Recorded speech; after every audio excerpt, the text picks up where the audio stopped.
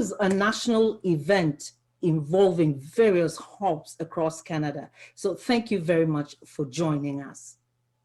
As we all know, these are challenging times. So the National Online Survey aims to gather timely information on the impact of public health measures and measures that are related to COVID-19 on the availability of and access to sexually transmitted and bloodborne infections prevention and testing services, which includes harm reduction services on people from African, the Caribbean, and Black communities, as we all know them as the ACB communities. I would like to leave the rest of the conversation to the experts. But before we proceed, may I call on Sophia Jacob for the acknowledgement of land and African libation. Sophia? Greetings, everyone. We recognize that African, Caribbean, and Black people are located on various unceded territories across the country called Canada. In the Atlantic Canada, on the southern shore of the Bedford Basin, Mi'kmaq shared land with Black people, and this allowed Africville to be founded in the mid-1800s. We must not forget the many vibrant and long-standing African Nova Scotian communities, such as North Preston and East Preston.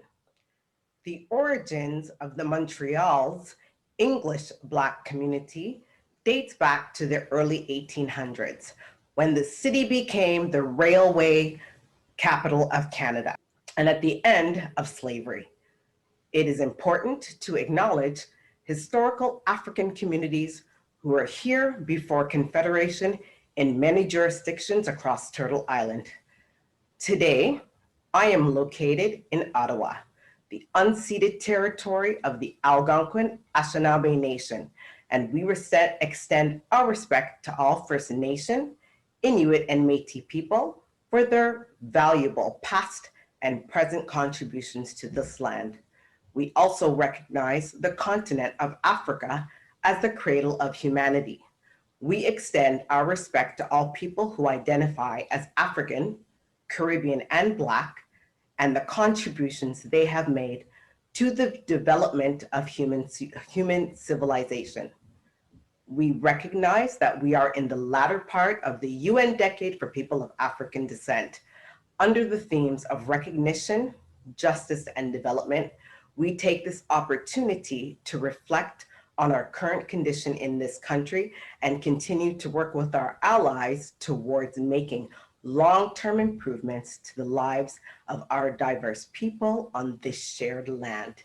Joy, back to you. Thank you very much, Sophia Jacob, for the acknowledgement. We appreciate you. Distinguished participants, let us welcome Dr. Josephine Atoa. Dr. Atoa is a holder of Ontario HIV Treatment Network Chair in Black Women's HIV Prevention and Care and a full professor of nursing at the Faculty of Health Sciences of School of Nursing at the University of Ottawa. I know that Professor Atoa is one of those passionate about issues in the African, Caribbean, and Black community. Dr. Atoa. Thank you, Joy.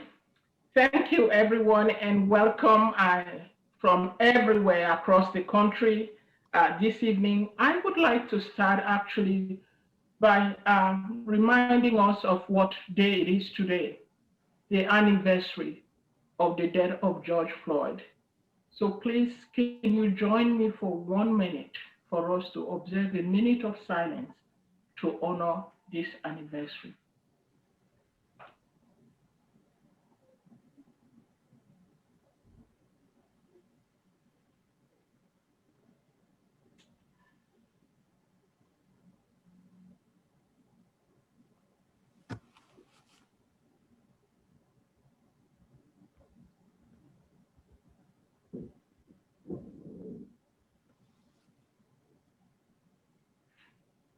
Thank you. So thank you, Joy. I am pleased again to welcome you to this community lunch of the National Online Survey of the Impact of COVID-19 on Access to Sexually Transmitted and Blood-Borne Infection Services in the African, Caribbean, and Black communities. And we like to use all three of these concepts, African, Caribbean, and Black, because we want to make sure nobody is left behind. And so when we say African, we're referring to those Canadians that have migrated from the continent of Africa. And Caribbean refers to those who have migrated here or who come from the Caribbean, while Black refers to those people of African descent who have lived in the Western world for multiple generations, like those we refer to as African Nova Scotians. Public Health Agency of Canada, in partnership with the University of Ottawa, Women's Health in Women's Hands, and the ACB National Expert Working Group that has been working with the group over the last several months. So I would stop there at this time and would now welcome the Dean, Professor Lucy Thibault, the Dean of the Faculty of Health Sciences, to bring greetings from the University of Ottawa as a co-lead for the project. Thank you so much, Dr. Josephine Etowa. It's really to be here, and I have to commend the work that's being done in terms of research by Dr. Etowa, and also the work that's being done with respect to the research that will be presented this evening. I don't think there's enough research that's being done on special populations of Blacks, African, Caribbean, as mentioned by Josephine, by Dr. Etowa, is truly important. And we need to understand the value that research brings about to a society. And I'm really proud to be working for the School of Nursing and for professors like Josephine Etowa, because the work that's being done in our School of Nursing, it's truly impressive. I believe there's about 7 or 8 research chairs, and those research chairs are specific to the School of Nursing in a group of 29 faculty members with more than 1,500 students. The work that's being done, the research that's being done is making a difference. And I'm really happy to participate at the webinar this afternoon/evening, and really happy to greet you from the Faculty of Health Sciences at the University of Ottawa, and specifically the School of Nursing. So thank you. Thank you. Thank you very much, Dr. Lucy Thibault and Dr. Josephine Etowa, for the warm welcome. I'd like to call on our guest, the Director General of the Public Health Agency of Canada, Bisabel Ephraim, who has graciously decided to join us for this awesome event. Welcome. Thank you. Good evening, everyone. Can you hear me? Yes. Bonsoir à tous. My name is Bisabel Ephraim. I'm the Director General from the Center of the Communicable Diseases and Infection Control at the Public Health Agency of Canada. Before I begin, I would like to acknowledge that I'm speaking to you today from the traditional unceded territory of the Algonquin people. Thank you for the invitation. Today I'll be speaking in English, as there is a French simultaneous translation. I would also like to take an opportunity to recognize and acknowledge that today marks 1 year anniversary of the death of George Floyd. In the past year, the world was confronted vividly what many racialized Canadians and racialized people around the world have been experiencing and known all along that systemic discrimination and racism exists today. The pandemic has made it more challenging and compounded existing health inequities that have been perpetuated by the overlapping and persistent effects of stigma and anti-Black racism. The Public Health Agency of Canada has been leading the public health response to the COVID-19 pandemic on multiple fronts, including seeking to understand the broader impacts of COVID-19 on people living in Canada, and particularly among marginalized communities. We're gathered tonight as part of this effort to encourage the collection of race-based data to understand how COVID-19 has impacted the African, Caribbean, and Black communities with respect to access to healthcare services.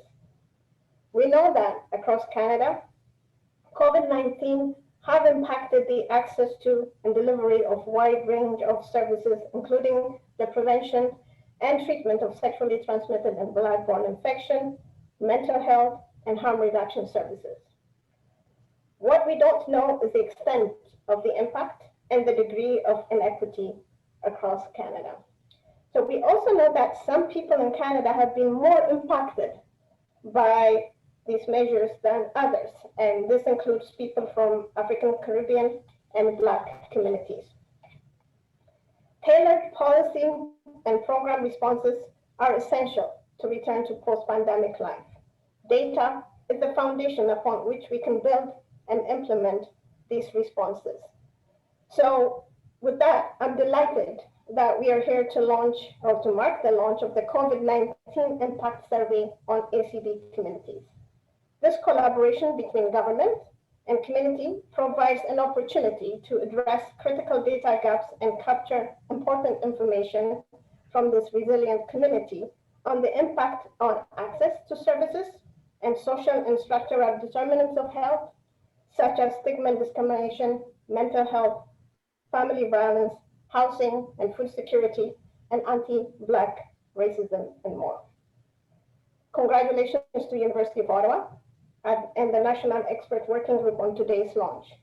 We're delighted to work with the community in a respectful and comprehensive complementary way to help us achieve our collective goals. Now the survey is alive. I hope that you will all take the time to participate to ensure your voices and experiences are captured. I thank you for being here as part of this launch of the survey and wish you a night of celebration. And before I turn to the moderator, I would like to acknowledge Maggie Bryson, who's been working from our team to be able to support this project. So thank you. Thank you. Thank you very much, Director General of the Public Health Agency of Canada, Isabel Ephraim, for that insightful remark. We're particularly happy about the role of the Public Health Agency of Canada in collaborating with the University of Ottawa and members of the African, Caribbean, and Black community in focusing on our community. Thank you very much. Distinguished participants, drums play an essential role in every aspect of ACV people's lives, and that includes the physical, emotional, and spiritual. And the hands that play these drums commute, they celebrate and inspire in many dimensions. And so to add flavor to the event, we have Eric Sarah, a prolific advocate of the ACB community, here to give us a taste of that African flavor. Let's welcome Eric Sarah on the drum. Hello, everybody. It's a joy to be here today. It's another very great day that we can always be united and do something together. So I will drum a little bit. This is called Arise Your Vibration. So I start the drum call, and after I will have a little talk as a griot. We always have some wisdom words to elevate anybody's spirit and soul and vibration. So let's start with the drum call.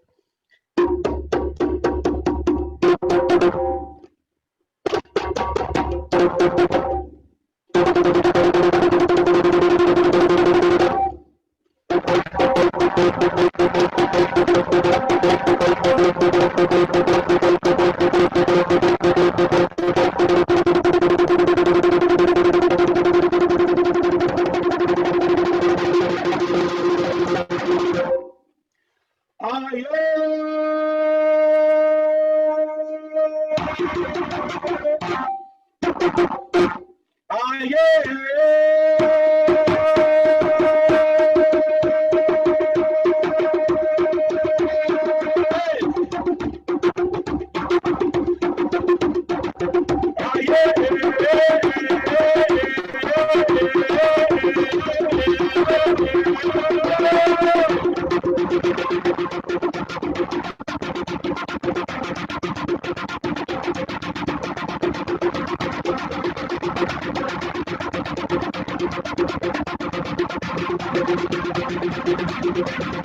So this is the time that everybody can put their hands together. It's one bit like 1, 2, 1, 2, 1, 2. So let's rise your vibration. Okay, 1, 2, 1, 2, 1, 2, 1, 2, 1, 2. Okay, keep it up, keep it up. 1, 2, 1, 2, 1, 2, 1, 2, 1, 2. Okay.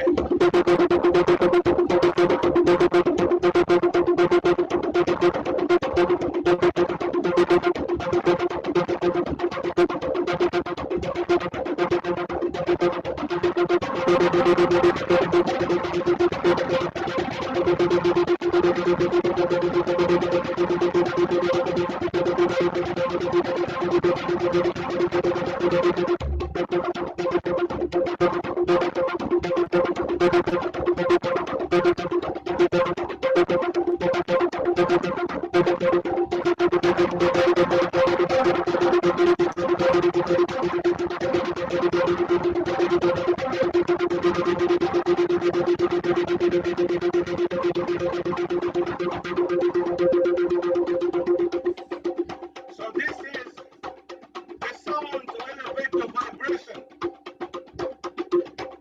When you do the drumming, we add the vocal. And the vocal I did, if you can try a little bit before we start the whole session, you will rise your vibration and get ready. Are you ready to do that? So we do slowly. Oh, oh,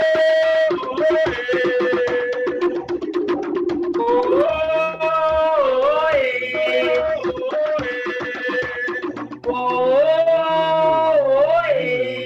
yes.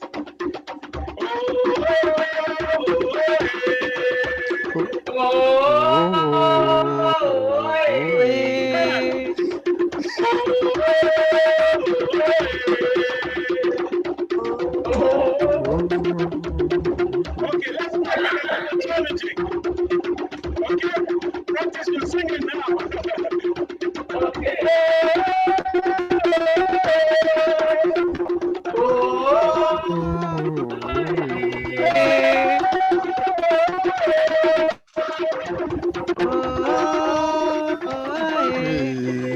Yes. Bring it on, Lydia.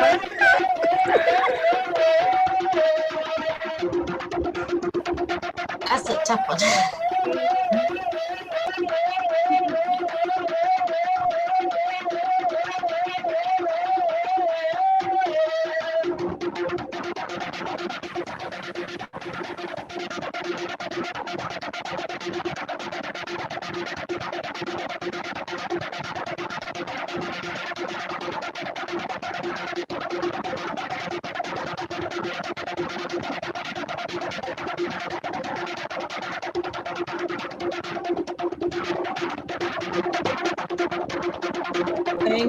Thank you, Eric.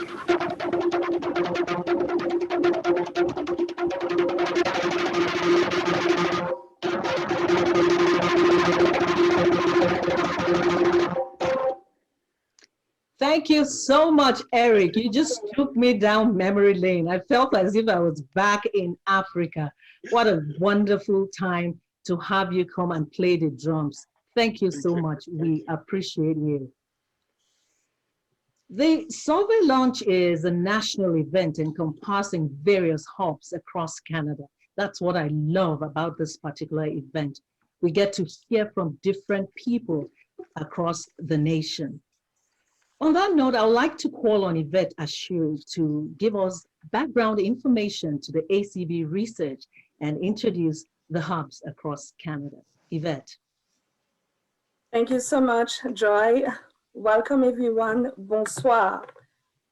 Well, as Joy mentioned, this survey is a national event, and I am so pleased this evening to introduce to you the APCI new hubs from around the country.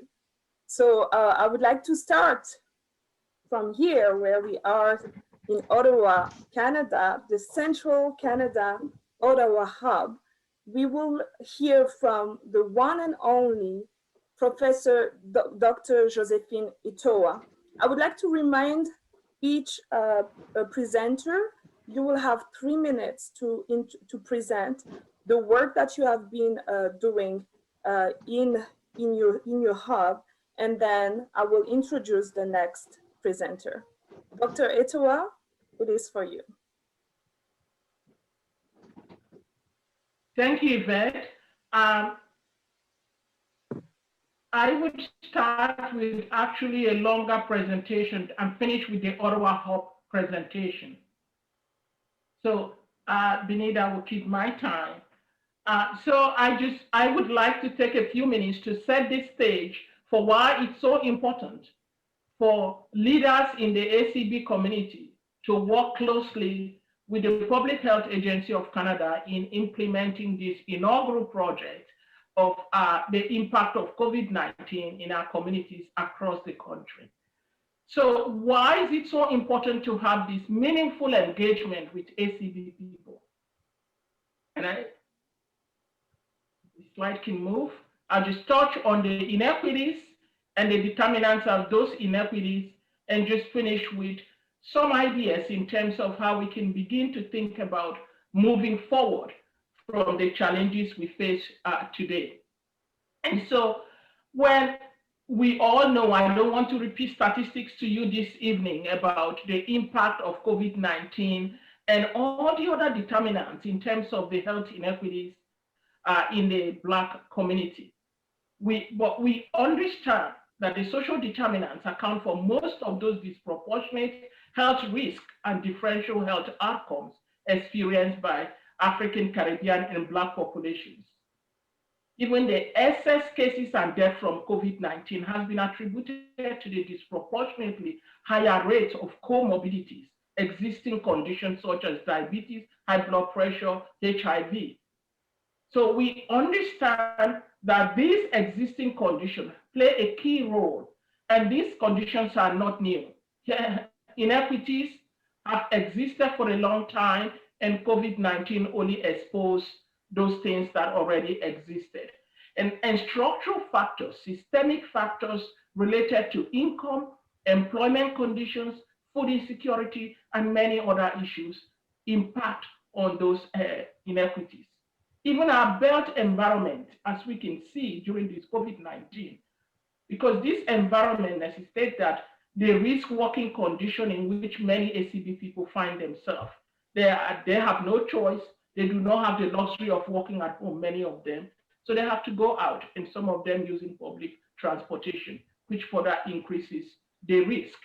And so quite often when I talk about some of these issues, people often look at it at the individual level. And I want to use this story of Jason that actually is told by Public Health Agency of Canada. It's been on their website for a decade now. And I want to use this story to just illustrate how the things we may see at the individual level actually has big impact and is anchored in systemic structures. This is the story of Jason, a young boy who went to the hospital because he has a wound infection. And so it says, why is Jason in the hospital? Because he had a bad infection in his leg. But why does he have an infection? Because he has a cut on his leg and he got infected. But why does he have a cut on his leg? Because he was playing in the junkyard next to his apartment building, and there was some sharp jagged steel that he fell on. Well, why was he playing in a junkyard? Because his neighborhood is kind of run down, A lot of kids play there and there is no one to supervise them. But why does he live in that neighborhood? Because his parents can't afford a nicer place to live. Well, why can't his parents afford a nicer place to live? Because his dad is unemployed and his mom is sick. But why is his dad unemployed? Because he doesn't have much education and he can't find a job. But why? So this seemingly simple story of Jason actually shows how many issues, many factors influence health. Jason is sick before he even goes to the hospital. So the decisions about health starts at home, where we live, work, and play. And so we have to constantly think about how the things we're seeing at the surface level, like a wound infection, can be impacted by many other systemic issues. Because if we don't look at the bigger picture, we may put a bandage over Jason's wound and give him antibiotics, and he will come back again. He will come back again until we have looked at the upstream where the issue of Jason is. And so when we think about addressing the issue of Jason, we must think about this picture, the image before us, the quality versus equity.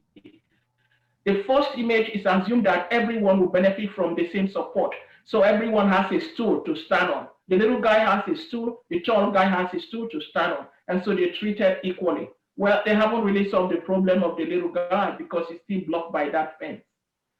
In the second image, you can see here that equity is beginning to set in, but equity at the individual level. So we give the little guy 2 stools so that he can see. He's beginning to see the game, but we still have not addressed the bigger issue that anchors the problem of the little guy. In the third image, you can see here where we really need to look at the support and accommodation. Here, all 3 people can see the game without any support or accommodations because the cause of the inequity has been addressed. The systemic barrier, the fence that has been causing problems for that little guy has been removed. So when we think about addressing the wound infection of Jason, it is not enough to give him antibiotics and put Band-Aid over his wound. We need to remove the systemic barrier that has stopped his father from getting employment, that has created that neighborhood where Jason lives. That is what will truly solve the problem of the many Jasons that will come to the hospital with different kinds of disease conditions.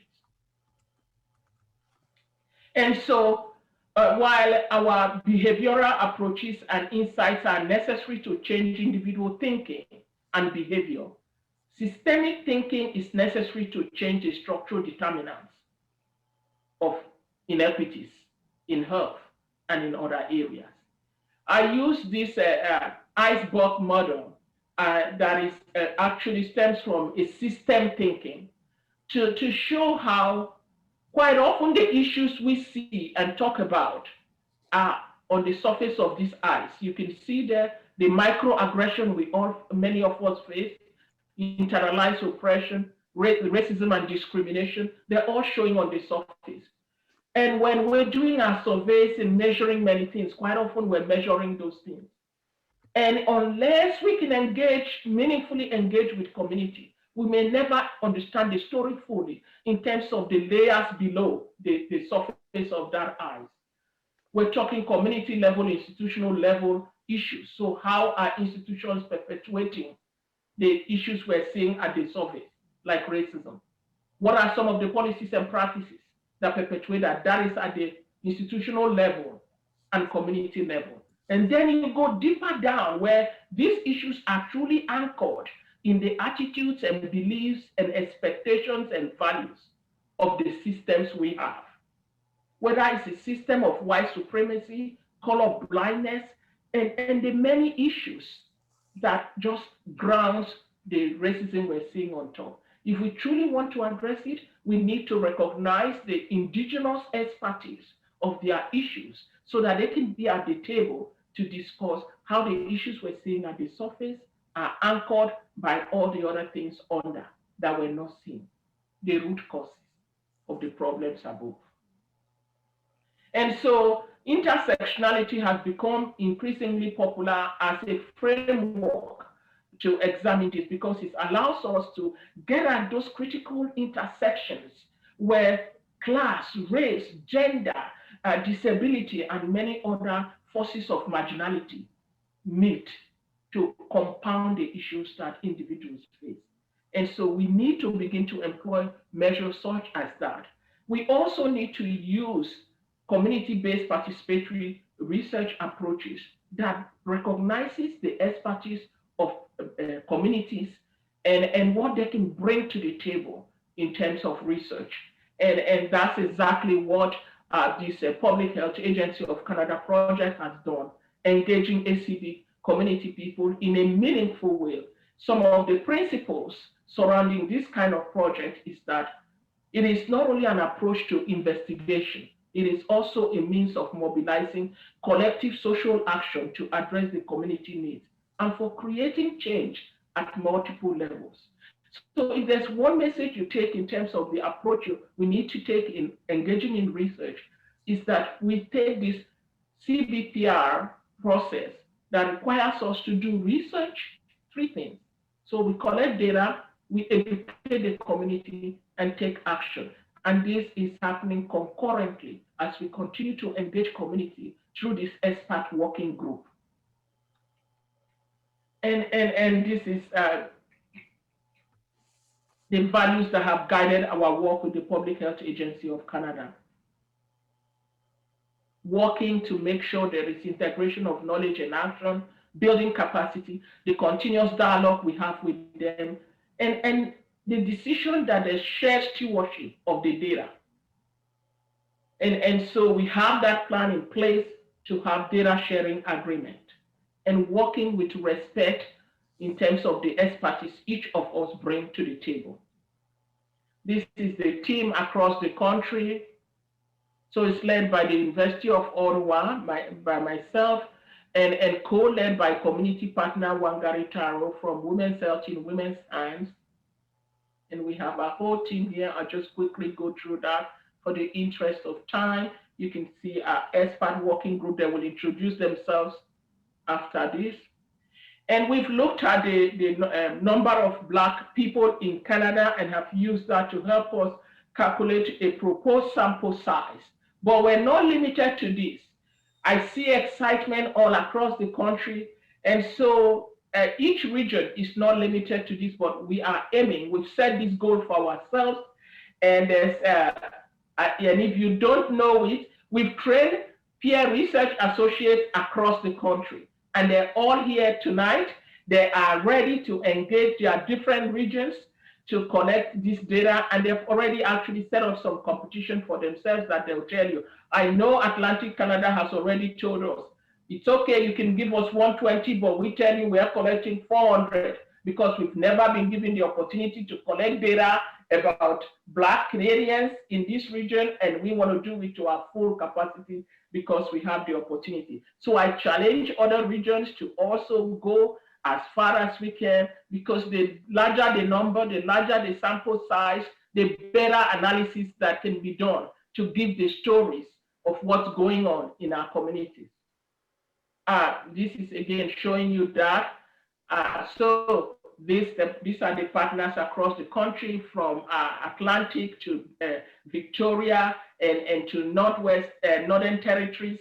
They're all represented with their peer research associates that have all been trained and ready to reach out to you. Now I come to Ottawa. This is Ottawa team.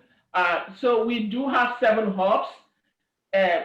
Based on the numbers we have in Ontario. Ontario has 2 hubs, so I'm starting with the Ottawa hub, and I will introduce my colleague from Toronto would present the Toronto hub. And so we have our team here. I won't take your time for a big intro. And in terms of COVID impact in the Ottawa community and our responses, right from when COVID hit us last year, we've been busy. We had the lockdown, I believe I actually remember March 16 when I taught my first class online from home, 2020. And by April, the Black community have mobilized. We had our first session. We said, we cannot wait for anyone to do this for us. We must start educating the community. And we started the COVID-19 series. Since then, we have a number of organizations, including CADO, the Canadians of African Descent Health Organization. We have ACAO, the African Countries Association of Ottawa. So these are the partners in Ottawa. Okay. Thank you. Thank you so much, Professor Etowa, for such an important presentation, for re-educating us again about the social determinants of health for the ACB community and how important it is to address the issues of the systemic barrier that is causing the inequity among the ACB community. So mindful of time, now we will move to the presentation of our next national expert from the Central Canada Hub, again from Toronto, this time, Muna Aden. Muna, you have the floor. Thank you. Are you able to see my screen? Yes. Wonderful. Okay.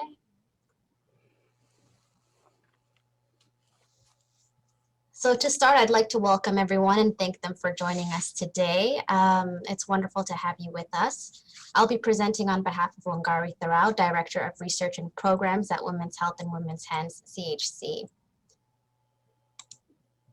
We're also joined by our partner organizations, ACHO, the African and Caribbean Council on HIV/AIDS in Ontario, led by Choksinga Karunga. We are also joined by Africans in Partnership Against AIDS, Fanta Ngoiba, Ino and Akanesian from the Black Coalition for AIDS Prevention. And we are all members of ACHO, but we're also all members of an alliance formed under the Public Health Agency of Canada's Community Action Fund, which supports the community response to sexually transmitted and blood-borne infections nationally. As partners, we also launched and completed the AC study here in Toronto, a community-based research study looking at the factors implicated in disproportionate HIV infection among ACB communities in Toronto and Ottawa.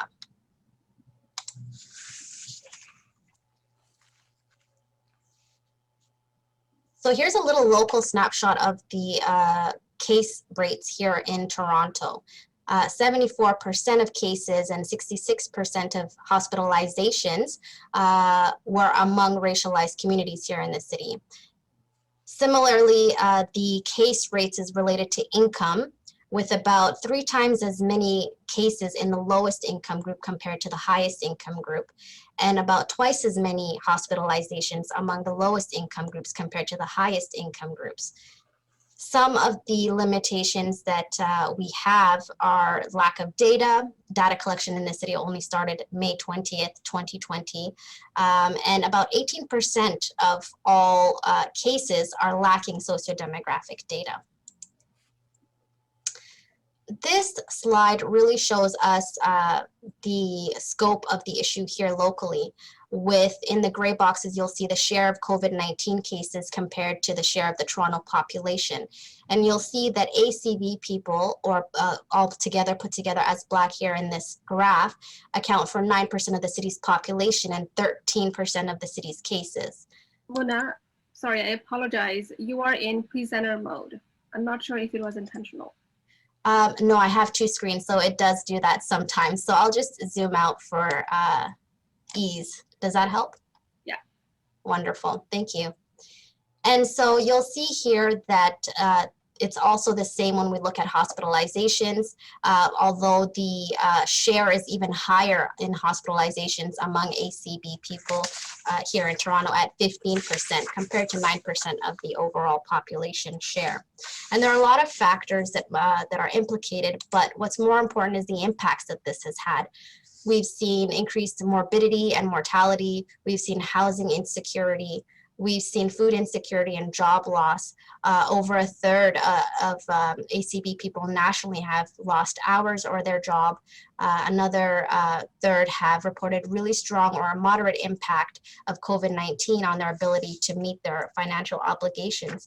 And this is even more pronounced when we look at it through a gendered lens, as Dr. Josephine suggested, the intersectionality approach, as we know that a disproportionate share of health professional deaths have also been racialized due to their overrepresentation in healthcare professions such as nursing and nurses' aides. We've also seen really prominent mental health impacts, increased social isolation, and domestic violence, increases in the rates of domestic violence. There have also been calls from community members to challenge some of the measures that have been put in place around emergency management and privacy around COVID-19 case histories.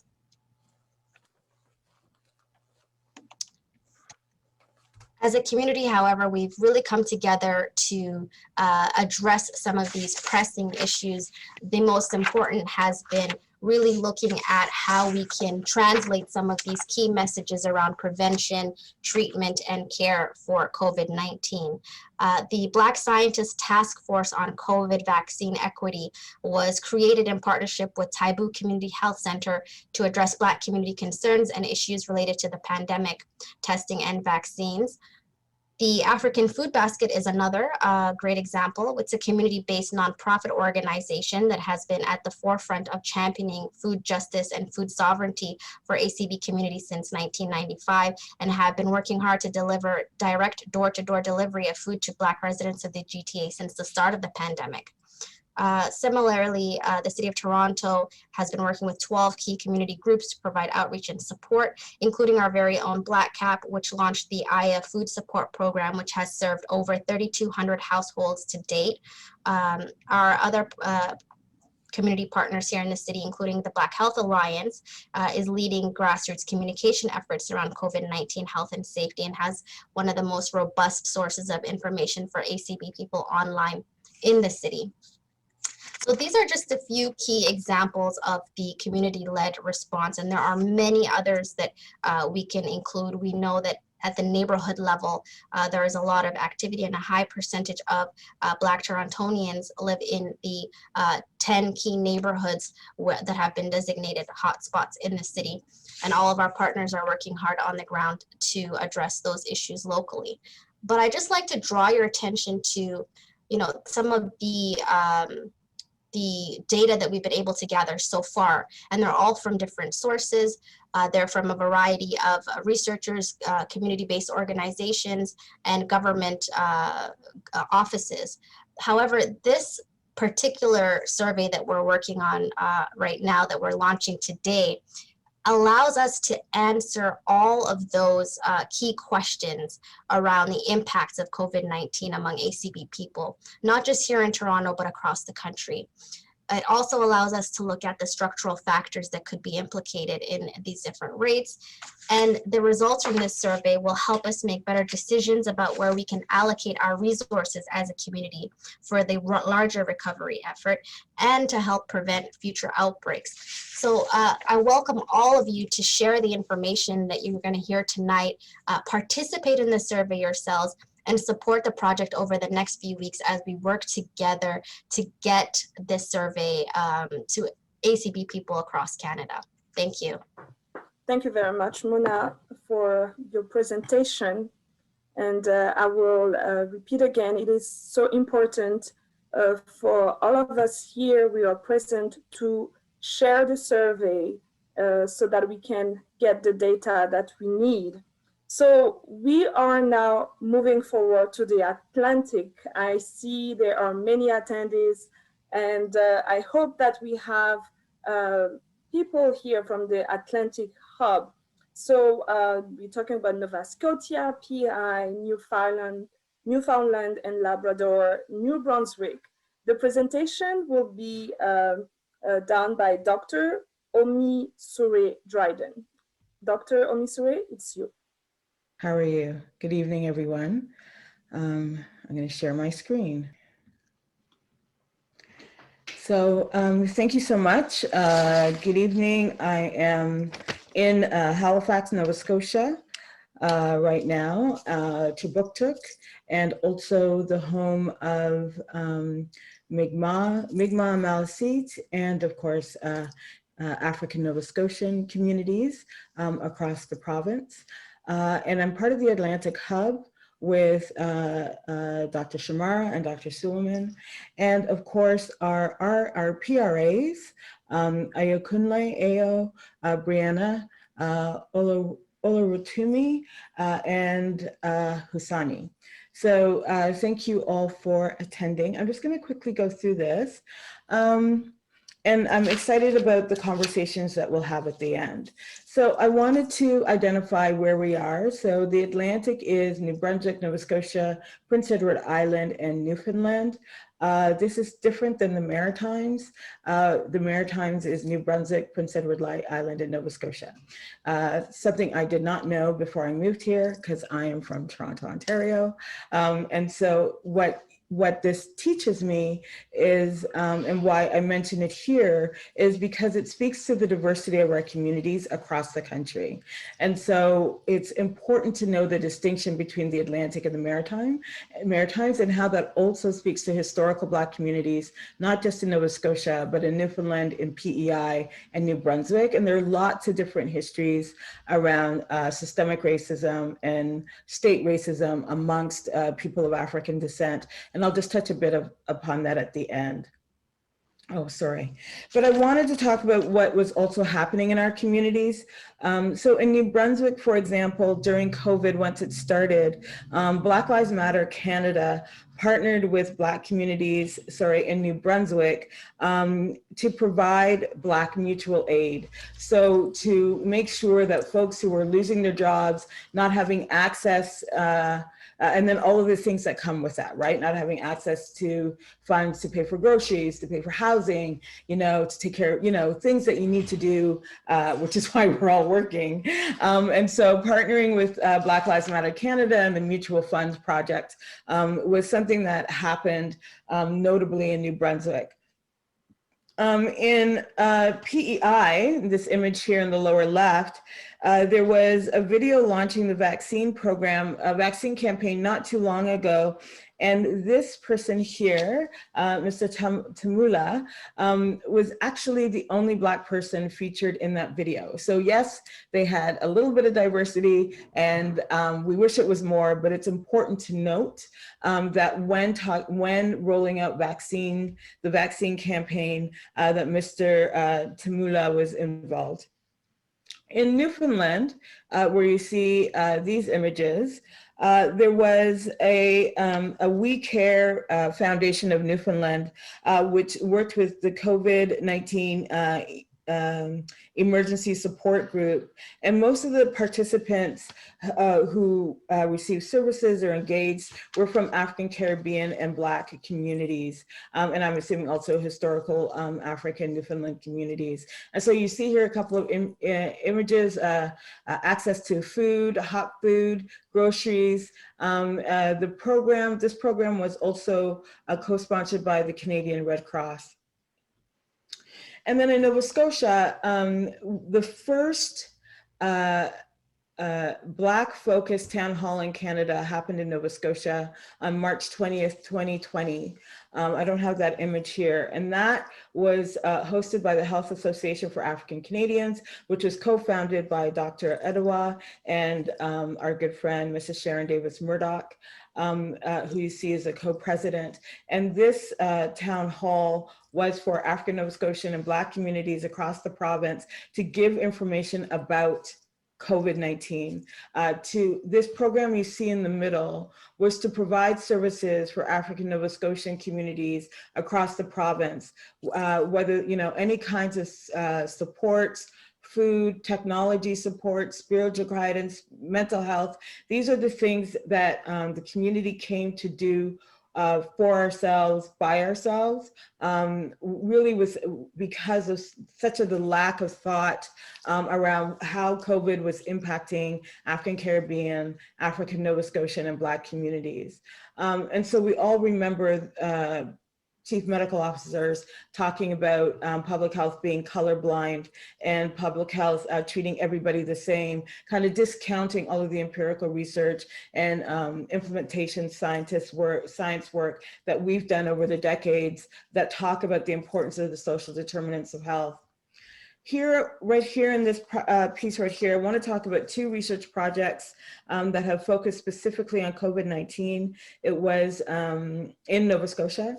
This was a coalition of funders that got together to provide grants. The two I'm speaking about are a culturally specific COVID-19 response strategy for African Nova Scotians in the Prestons. And then the project that I'm PI on, Don't Count Us Out, a community-informed approach to health promotion for African Nova Scotian communities. What's notable about this is our projects took place in the Preston Township, which is North Preston, East Preston, Cherrybrook, and Lake Loon. Our survey, our target participation for survey was 800 participants, and we surpassed that. And that's just within the Preston Township. So that speaks to what Dr. Adewa was speaking about before, the importance of community-based partnerships. Here with me in the picture is Brianna Willis, who is our PRA for this project, and my colleague, Dr. Barbara Hamilton Hinch. And then the last piece I want to talk about is when we hear about the Atlantic, we think, oh, everything in the Atlantic's great because the numbers are low. They don't have community spread in PEI.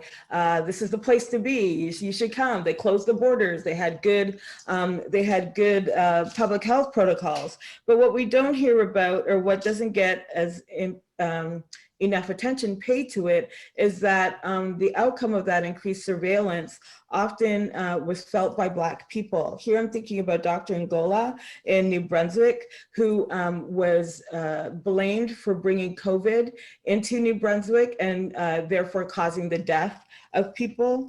They named him specifically in a way to name and shame. He in essence lost his practice. There were death threats. And he ended up having to leave the province only later for the research to come out to say, actually, he's not the one that brought COVID in, and the rabid response to him was how anti-Black racism rolls out. In PEI, a young African French student was jailed for breaching public health protocols. He was the first person in Canada to be jailed around COVID, breaching public health protocols. He's a young Black man. And then of course in Nova Scotia, after months of saying, oh, we're not going to name or shame any communities, the then premier and the chief medical officer named African Nova Scotian communities and blamed them for being unruly, for being rowdy, for not following the protocols, and therefore blamed them for contracting COVID.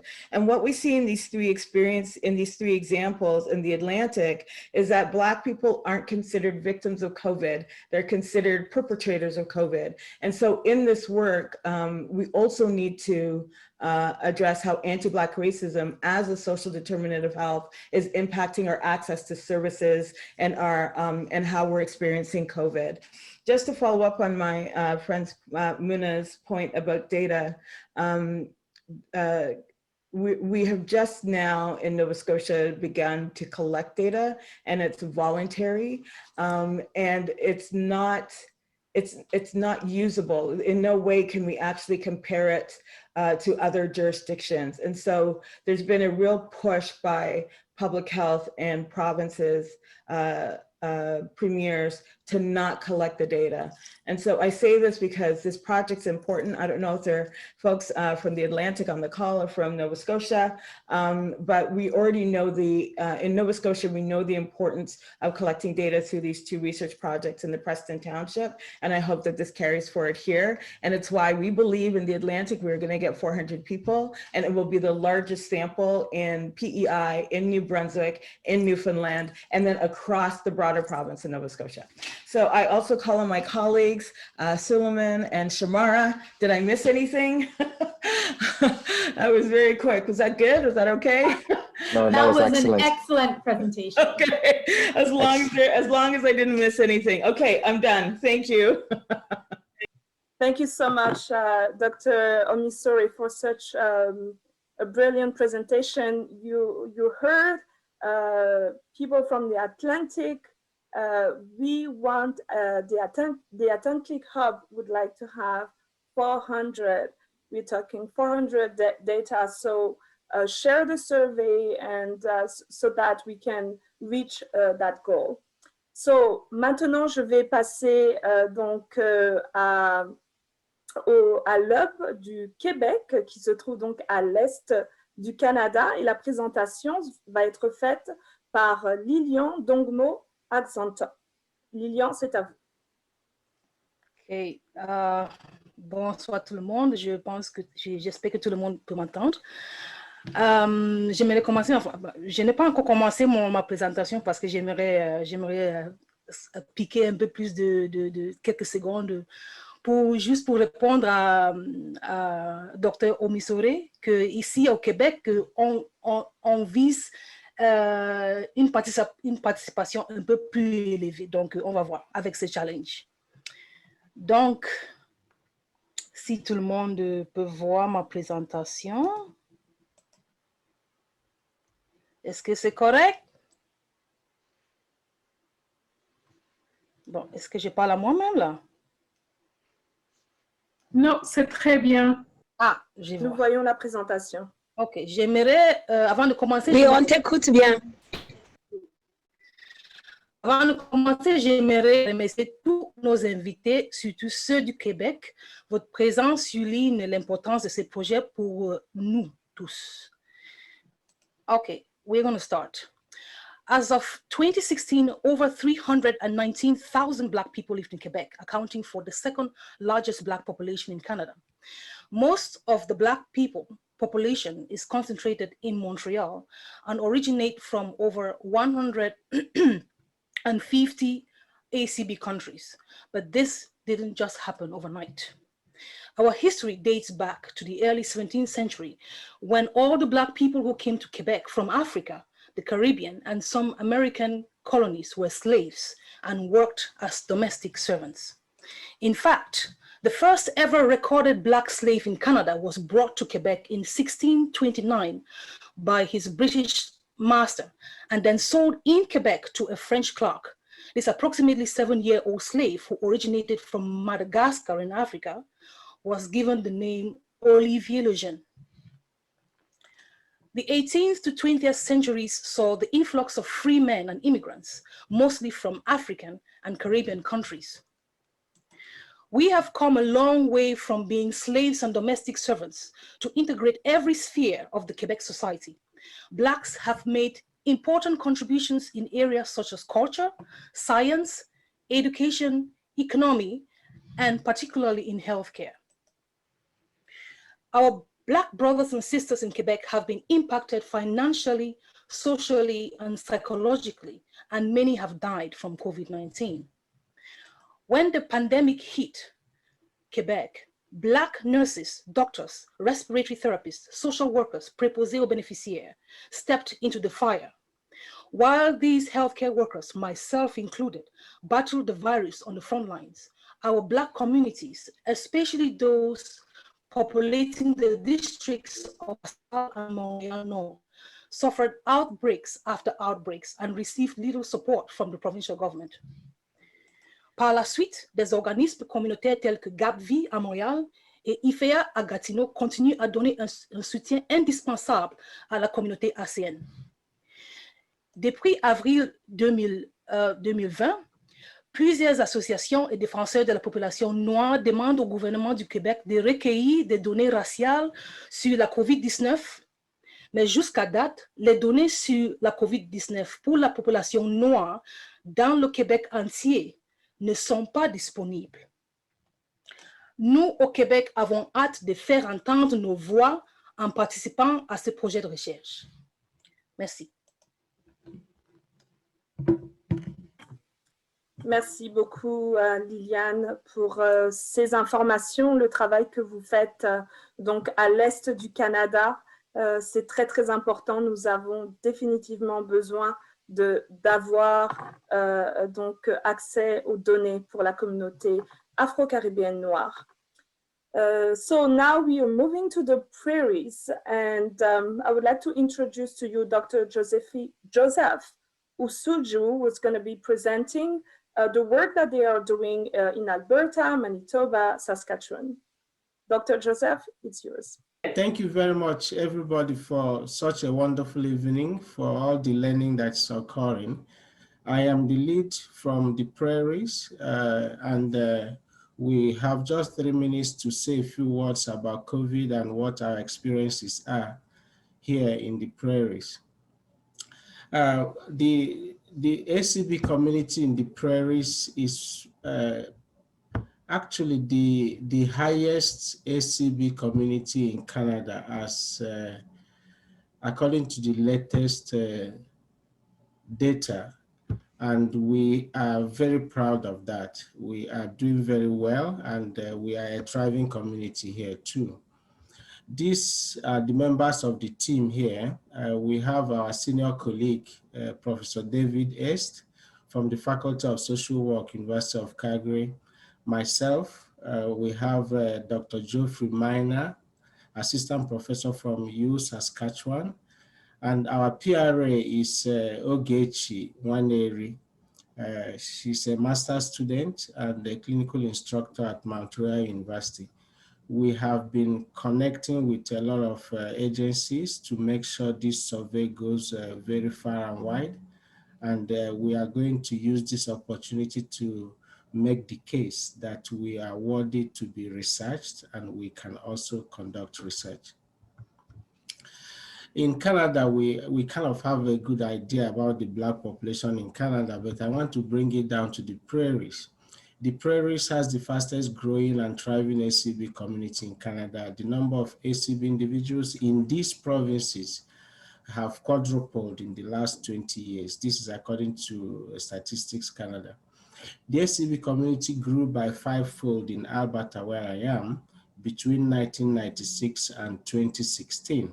This number tripled in Saskatchewan and in Manitoba within the same time. I will also recommend a very beautiful CBC program that is going on now that is called Black on the Prairies. If you have some time, please listen to that. It actually profiles the Black population, individuals' contributions in the prairie provinces. So this is the breakdown of the Black population in the prairies. So you can see between 1996 and 2016, the number has jumped by 337%. You can see the breakdown there. And this is good for us because the more of us here, the more the contribution we make to the society and to the economy. But in the prairies, just like in other parts of Canada, as I suspect, the biggest issue is anti-Black racism. It's the biggest issue. And it is also a major determinant of health for the ACB community. So any action that is taken to address racism will eventually improve the health of ACB community, not just in the prairies, but across the country.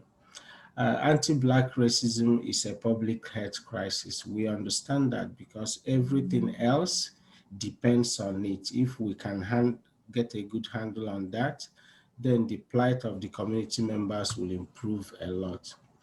Anti-Black racism is rooted on slavery, colonialism, and ignorance. Anti-Black racism is a fundamental aspect of the Canadian history and culture.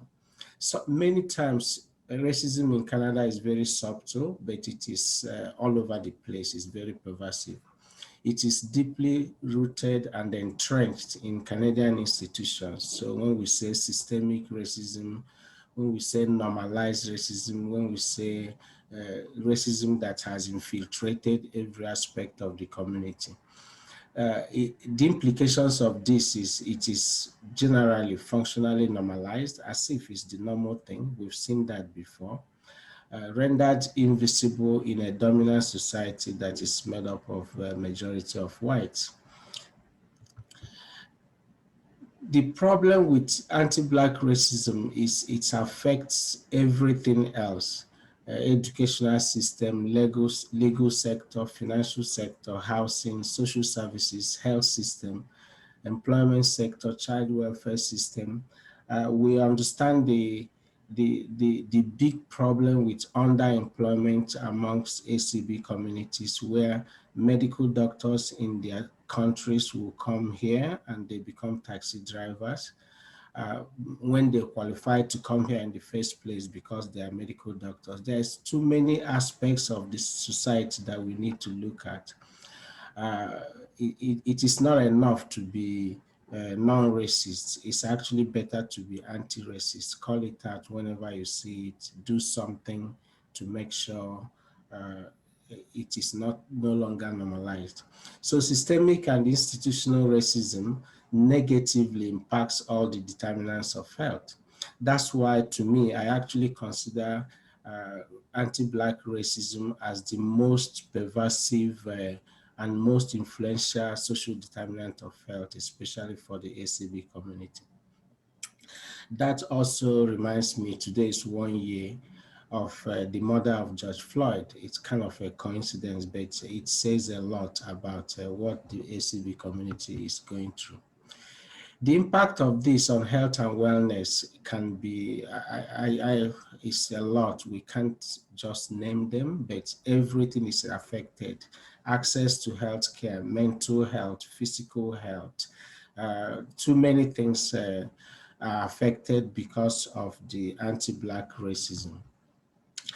Then came COVID. COVID actually made the whole thing we listed here worse for the ACB community in the prairies. So the COVID, here in Alberta specifically, we do not have any official data in terms of how it has impacted the ACB communities differentially, but we understand anecdotally that ACB communities have had the brunt of it because they did not start from a level playing ground right from beginning. They were already disadvantaged before COVID came, and the disadvantage just got more entrenched. So the Canadian Health Research Agenda has not addressed how race-related stress or living within systems of oppression or discrimination affect the health of African Canadians or members of the ACB community.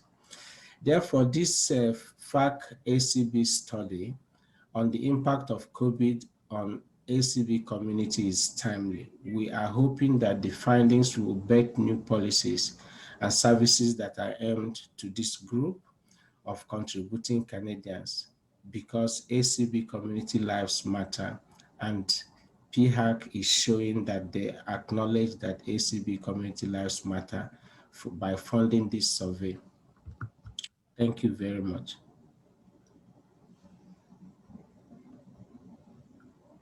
Thank you, Dr. Usuji, for your presentation. And yes, I agree that anti-Black racism is definitely the most social determinant of health for the ACB community, and is a worse pandemic. I would say it was there before the pandemic, it is here during the pandemic, and we want it to stop after this pandemic. There's still a lot of work to be done. I will remind, before calling our next presenter, is 3 minutes per presentation, so I'll be stopping you right away if your minutes are gone. We have to be mindful of the time. So our next presenter is Dr. Doris Kakuru from the Western Hub, BC. Dr. Doris, it's yours. Thank you very much. And don't worry, I'm not going to take a lot of time, although I must say that's not fair, but I leave it at that. So yeah, hi everyone, all protocol observed. Allow me to introduce members of the Western Hub. And I'm speaking to you from the traditional territory of the Wasanich people here in Victoria, BC. So the Western Hub has members from the community organizations and also from the academic institutions represented. From the community, we have Dr. Eliza Gunderson, who is a very highly respected member of the ACB community here on the island, and she's from the One Love Consulting. They've been doing a lot of work that unfortunately I don't have time to speak about. So we also have another highly respected member of the ACB community, Patience Magagula from the Afro-Canadian Positive Network of BC, who also whose organization has been doing a lot of work since time immemorial, since it was set up like 11 years ago, but also during the pandemic, they've been doing a lot of work. And then we have Diana Watson from the Jamaican community in Victoria, also here at the island, who has been doing work within the Jamaican community. And then from academia, we have Dr. Angela Kaida from the Simon Fraser University, myself, and Sion from Simon Fraser University also. So yeah, the community partners have been doing a lot of work in the community, but also from the academic side of things, a lot of research has been conducted about COVID-19 here in BC. But the available COVID-19 data doesn't tell us much about ACB people and how they have been impacted. And unlike other provinces, for example, as we heard from the prairies, where the ACB community is quite visible, here in BC, it's the opposite, and that has serious consequences for the ACB people in terms of speak about color blindedness and how ACB people are perceived everywhere, including in health services, delivery, and also in terms of how ACB people themselves seek health care or health services. So the minority status that we occupy as a community has a lot of consequences, and unfortunately, all this is not very well documented. So as we gather here today to launch this survey on the anniversary of the death of George Floyd, the Western Hub and myself would like to add our voices to those of others to encourage all members of the ACB communities all over Canada to take advantage of this survey, of this opportunity, to really get our voices heard through the survey. So Thank you only so much. Thank you, Dr. Doris. It's time. Thank you for your presentation. So now we will move on to our last, our last presenter for the hub. And I would like to call and introduce to you, oops, sorry about that, Dr. Joanne Anderson White from the Northern Hub.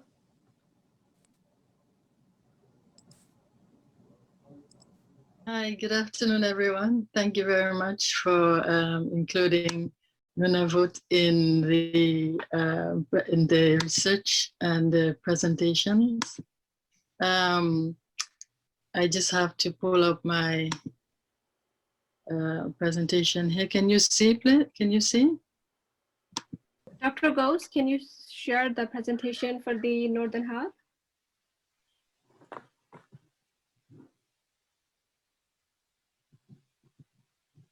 Hey, in the meantime, I will just remind everyone that you have the interpretation French channel. You just have to choose your channel and you'll be able to follow the French interpretation. Also, we would like to remind everyone to share the survey, to write your questions on the Q&A box, and it will be answered right after the presentation. Thank you.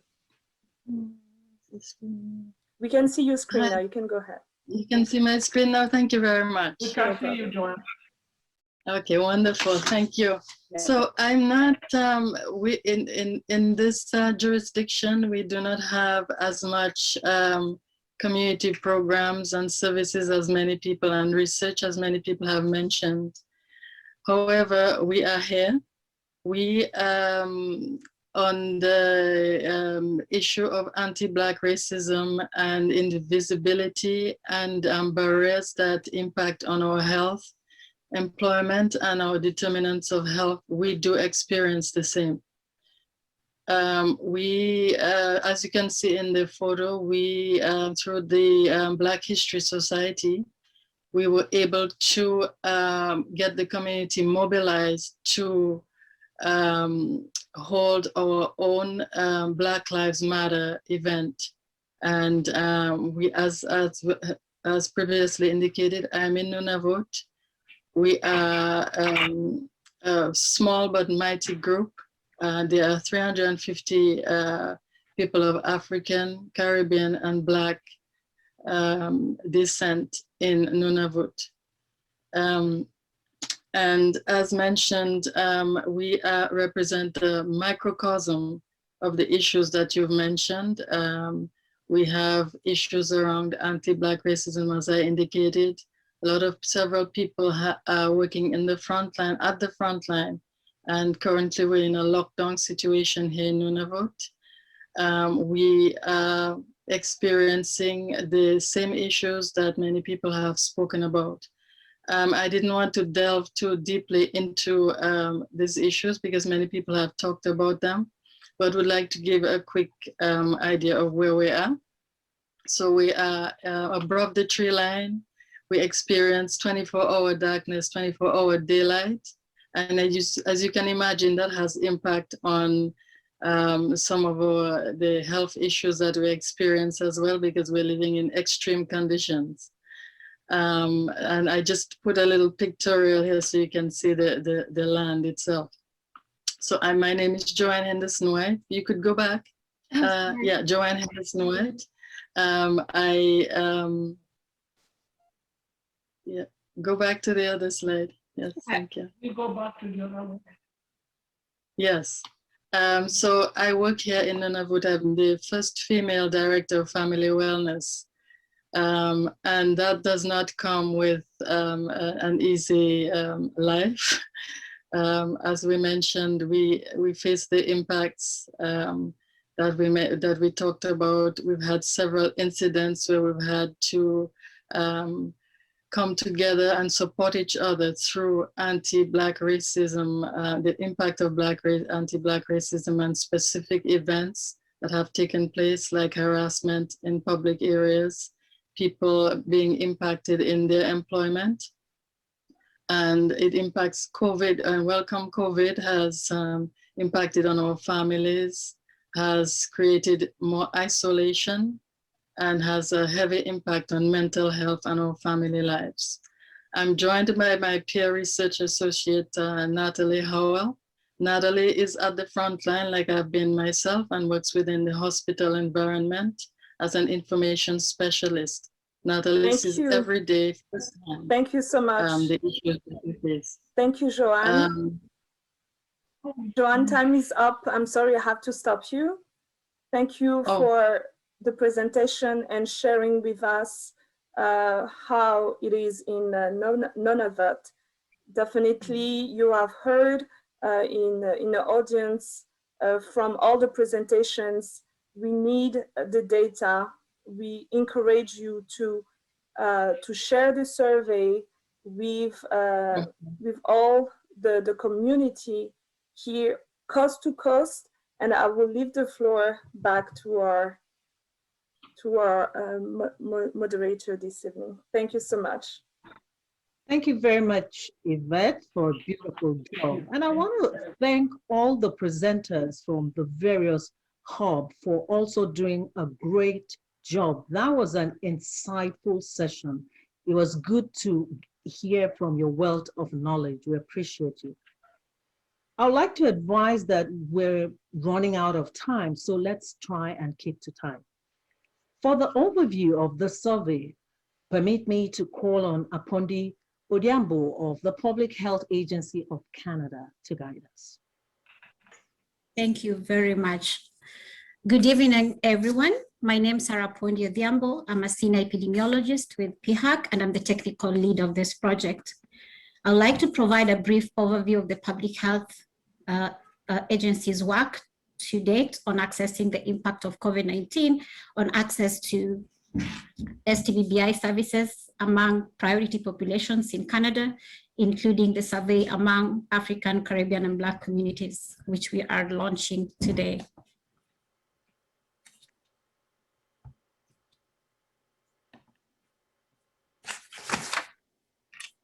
Building on what we have heard in the opening remarks and from the previous speakers, I will provide a few more details on the project.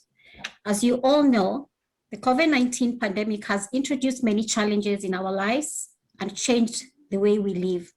This includes how we access some health services, including sexually transmitted and bloodborne infections, prevention testing, or treatment services, harm reduction, and mental health. These challenges and changes due to COVID-19 are likely to have had a greater impact on the population that available evidence shows are mostly at risk for HIV and hepatitis C, including African, Caribbean, and Black communities, people who use drugs, Indigenous communities. Part of PHAC's response to the pandemic is to understand the broader consequences of COVID and how it has affected all people in Canada, including some populations that may have been disproportionately affected. This includes African, Caribbean, and Black communities in Canada. To understand the broader consequences, we need to collect data, quality data from community members on their experiences. Therefore, PHAC developed a series of national online surveys on the topic of delivery of and access to STBBI-related services, one of which is the survey that we are launching today, survey of the impact of COVID-19 on access to STBBI and related health services in Africa, Caribbean, and Black communities in Canada. We conducted a survey of service providers offering STBBI-related services in Canada in November and December 2020. We are also conducting 3 surveys of community members from the 3 populations: African, Caribbean, and Black communities, people who use drugs, Indigenous people.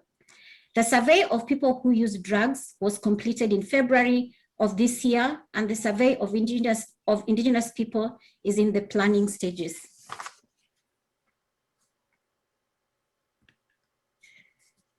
The overall objective is to assess the impact of COVID-19 on access to prevention, testing, or treatment services for STBBIs, including mental health and harm reduction services, and the impact of social determinants of health, including racism, employment, food insecurity, and housing and financial instability on access to STBBI services have been mentioned by most of the presenters.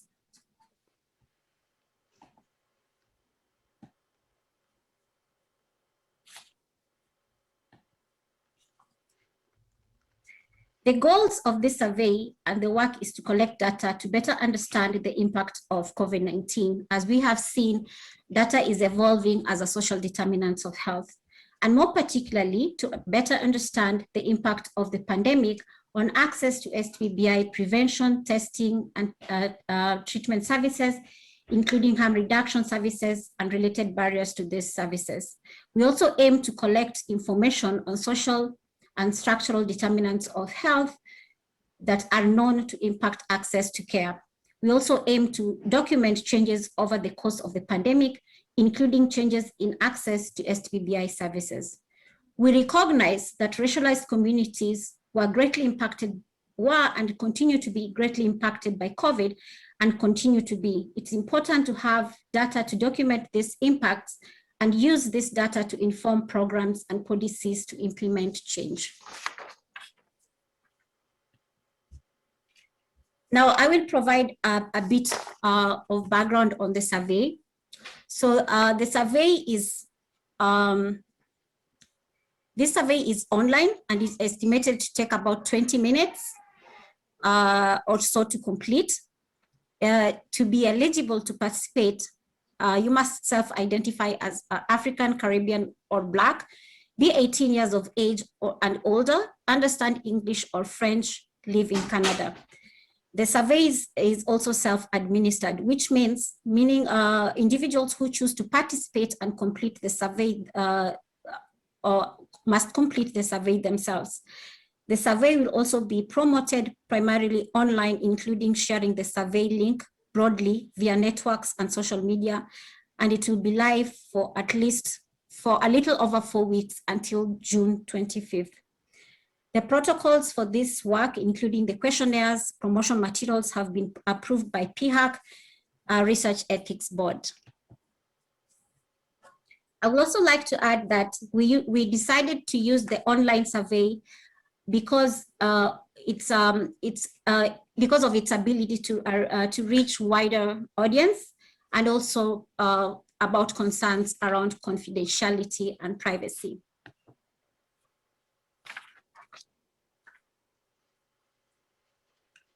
So like you can see from the screen, and as you have also seen from various presenters, this survey is very collaborative in that we have engaged a number of diverse stakeholders in its development, design, and promotion, and eventually production of knowledge translation products.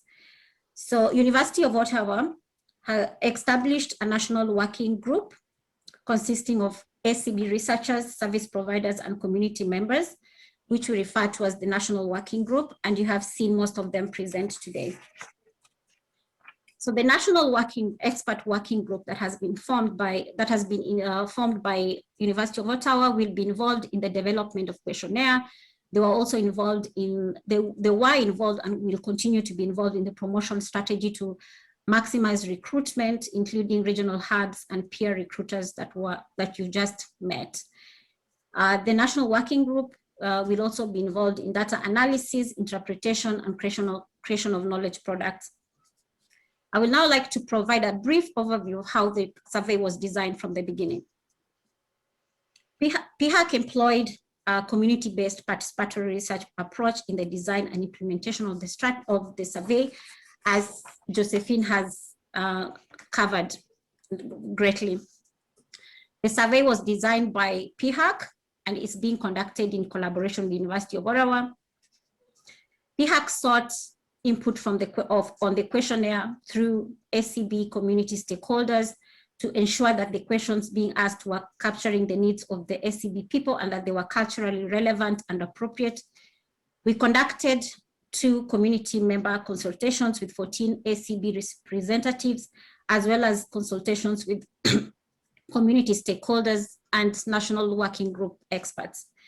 The feedbacks from the multi-consultations were consolidated and integrated in the questionnaire, in the development of the questionnaire. PHAC and the National Working Group, we are going to worked collaboratively and will continue to work collaboratively in the promotion of the survey throughout the 4 weeks. And we engaged the National Working Group to support the promotion of the survey because of the need to use appropriate strategies to promote the survey and optimize the recruitment and participation and participatory knowledge translation to support the context and the interpretation of the data and development of products that will reach the community and other stakeholders. As I've mentioned, PHAC and the National Working Group will also work collaboratively in developing knowledge translation products. So I will urge everyone to kindly participate and promote the survey widely as much as possible, because you have seen the essence of the data and how race-based data gap within the African Caribbean community is an issue and its relevance in informing policy and programs. Thank you. Thank you so much, Apondi Odiabo. Thank you for giving us that detailed overview. And I want to thank the Director General of PHAC and the team from PHAC for collaborating with the University of Ottawa and the ACB communities. Collaboration is the key word. That's what will get us out of the wood. And so thank you very much. We appreciate that. Now, before we go forward, I would like to advise attendees to use the Q&A for questions and comments. And if possible, raise your hands. I guess we're having a bit of a challenge with the chat box. So the survey launch will not be complete without question and answer session. It is on that note that I crave your indulgence to introduce Wangari Taro and Dr. Omishere Dryden for the Q&A segment. Good evening, everybody. I would like to add my welcome to previous speakers. And I know Muna from Women's Health and Women's Hands actually presented the data I was supposed to present on behalf of our Toronto hub. So Dr. Omishere Dryden and I are supposed to be fielding the questions. So if you have any question, you can type it and we will try to field in as many questions as possible. Omishere, you have something to add? No, that was perfect. I was just going to say that there is one question in the Q&A that I see here. There's a number of some statements of appreciation for the presentations that were done.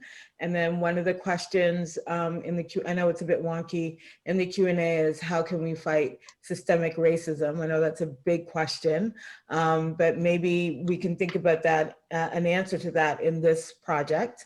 And I see that Dr. Josephine has her hand up, so go ahead. Thank you. I just wanted to make a quick comment to acknowledge Women's Health in Women's Hands. As a co-partner, University of Ottawa does not do any community-based research alone without community partners. And Women's Health and Women's Hands has been a key partner and co-lead in working with me in doing this work. They led the peer research associate training and continue to serve as a co-lead for the Central Hub. So thank you again, Wangari, and your team for co-leading as a community partner in navigating this whole process. Thank you, Josephine, for saying that. I think part of the lost in translation is that the focus has been the University of Ottawa. We have worked with Dr. Etowah over many years, including in the AC study that we are relying so heavily on to be able to see this through. So thank you for acknowledging that, Josephine. So I'm actually wondering who wants to tackle the question, how can we fight systemic racism? It has come up over and over again from across the country, from the different hubs, that anti-Black racism is a huge issue for ACB communities across the country. So who wants to tackle that question? How can we tackle such a huge issue that has impacted our lives historically to the current times? The professors that that major in anti-racism, I'm hoping you can actually take this question. I see Dr. Josephine's hand is up. Go ahead, Josephine. Yes. I think I heard loud and clear that we have to be part of the solution. Nothing about us is for us without us. And so as ACB community, we are ready to engage. We're ready to take part in this survey and many others going on and to tell our story. in the way it affects us. Hopefully, we use that as advocacy tools to get to the platforms. But it will not stop with us. That's only one side of the equation. There is the other part where we need all the people talking now since George Floyd to stop the talk and walk the talk, where we can actually see action, policy changes that would happen in each of our different organizations. Those systemic changes are so important. So we need to find those allies in our different organizations and use this data. We cannot go talking without data. We need the data, and we have some data. Race-based data is being collected, and we have to be part of those interpreting it and using it to get to those platforms. If we are not at the table, we may be on the menu. And so we have to get on the table, not the menu. I'll stop there. I wanted to, I know that Dr. Lisa had her hand up and there was a question in the chat around if we want to learn more, where can we go to learn more about the project? I'm not sure if Benita wants to respond to that. Well, they can type directly there and reply. And we have all kinds of contacts across the country. Perfect. To collect questions, to answer your questions.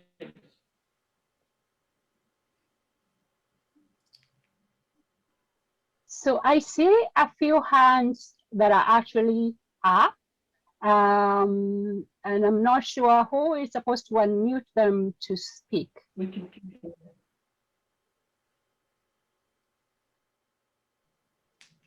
Yes, I see Joy, and I just see the last name Henderson White from Nunavut. I'm sorry, I don't remember your first name. And I just see your handles. So I see your email addresses. I don't see your first names. And Joanne Anderson White. Great. And then there's two more, Machanti and Sarah. So there's two more hands that are up. So I don't know who should be, I'm following Wangari. I don't know who should be unmuted first, and how to do that, but let's get that. I think it's Benita who is doing the unmuting. And we can start with, I don't know how to pronounce this Lisa. name. Pardon? Lisa? Lisa was the first. Okay, we can start with Lisa. Lisa Gunderson? Yeah.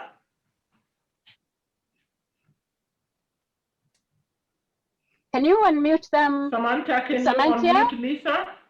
Can you hear me? Yes. Yeah. Oh, hi. Thank you. I just wanted to briefly answer that systemic racism question very briefly. And part of the answer is us filling out this survey. And why I say that is oftentimes, especially those of us that are in provinces where we are not great in number, when we do share our experiences, we can be sidelined that we're just creating trouble or it's just one of us. When we do things like fill out this survey and show a collective voice and show that what we're experiencing is happening across this country, despite what province you live in, despite our ages, our backgrounds, whatever our heritages are as part of the ACB community, then those numbers and that data cannot be ignored. And we need that information in order to go forth to be able to change policies, to create programs that we need for us, by us. So I know some people may be hesitant to maybe fill out the survey, especially historically what has happened to us in these systems of research where we have shared experiences and still nothing happens. I'm asking people to trust all these faces that you see here on the screen today and know that this is going to make a difference. Please, please fill out the survey. That's going to be one of the ways that we're going to be able to start to dismantle, disrupt, and abolish systemic racism. Thank you. Can you, I'm sure we won't be able to have so many to have all your questions answered, and people who want to have an opportunity to talk, you may not be able to because we're really running short of time. So the three people now that are left is Sarah. Can you unmute her? So this is me. It's Eric. So I just wanted to say a few things quickly to address the anti-Black racism. It's just that we need to be more united. So unity is the first word. Understanding the sense of communityness in our way is the second way. So the part of the process is what we are doing now, scholar research level, academic research. So we are not just talking like for nothing. We are coming from knowledge, and we are doing research as it's supposed to be. And also we have to now build an organized community. So when we say organized community, we have to be seen as a united people. So anything we do, acknowledgement of different services that we offer should be organized in a, like, I don't know how we can find a way to center things so that anybody who is in need can be easily supported and quickly supported. So nobody is isolated. Since a lot of people are isolated, they would not trust anything that comes out, and we don't know each other. Everybody is divided, everybody is separated. Even if you offer something that is good to me, I don't know you, I won't trust you because I've been through a lot of trauma already. So anyway, so understanding all this process, the research we do, the data we collect, so that's in the academic level, that's very, very critical. And now understanding how the community is to be organized, and unity is the key. So when we are united, nobody can go and bully our sister because she's alone on the street. Nobody can bully our children because he's alone in the street. Nobody can refuse to give you a job because your name sounds funny. And nobody can say, oh, your action is this and that because we need this and that. So when we are united, you know, it's this simple, okay? When we are united, it's like, I'm out there, I know you will back me up. George Floyd was shouting, was crying, nobody could be there. So thank you so much, Eric, for those comments. I think as much data as we can get, we also have to figure out how to unite as a community. You made something really, really important. Can people really make their comments really brief? So that, and we can only take these three that had actually put up their hands first. Jay Henderson, White, Joy, Osugo, and Kathy. So those three, and then we go to the questions that are in the chat.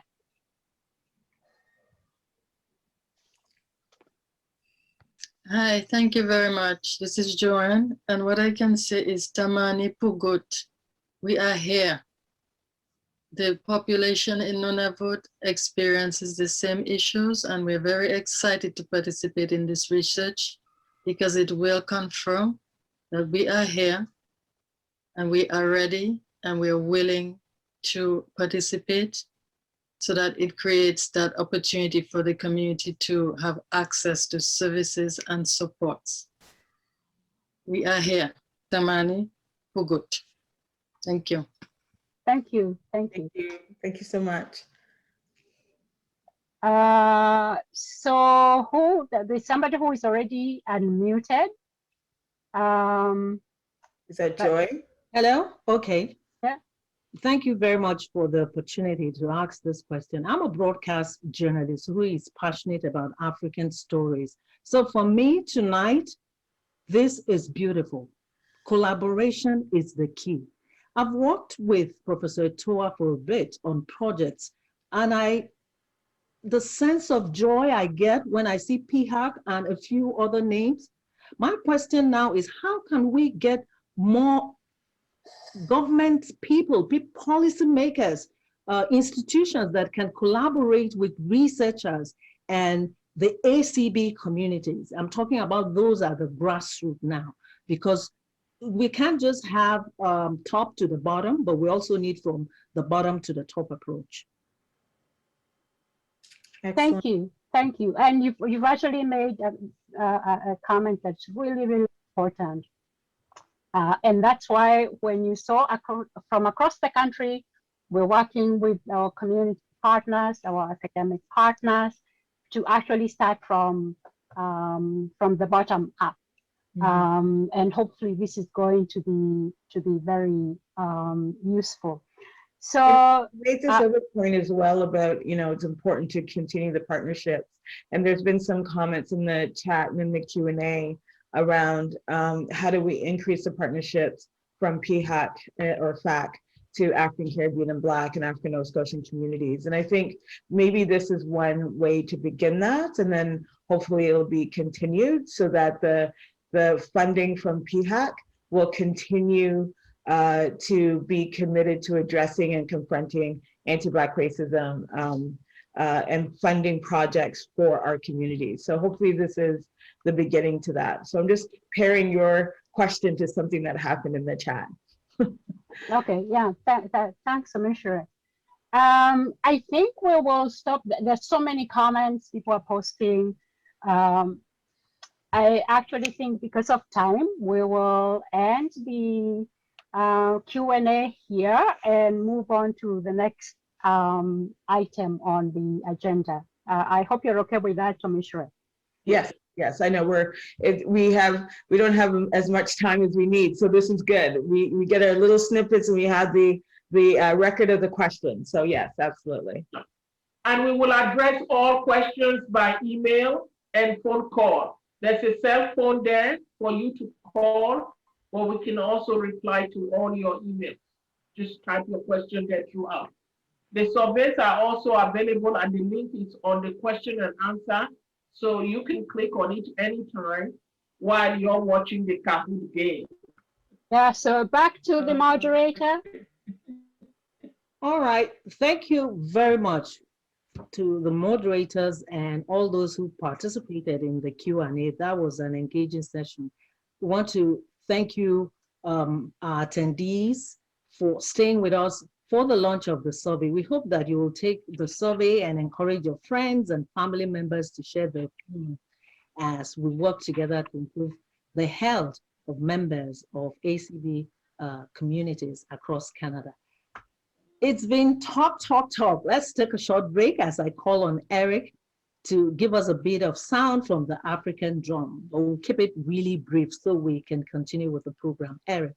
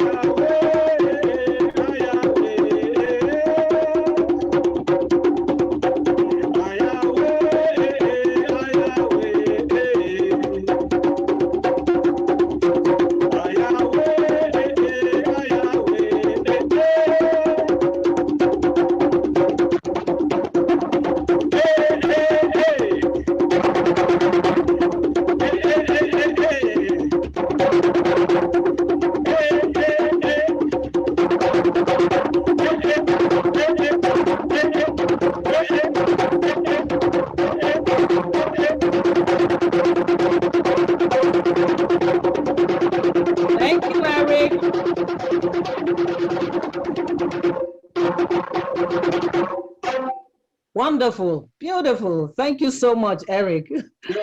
We're still in the mood for more entertainment. So the next item on the agenda is an African family game. It's called Kahoot.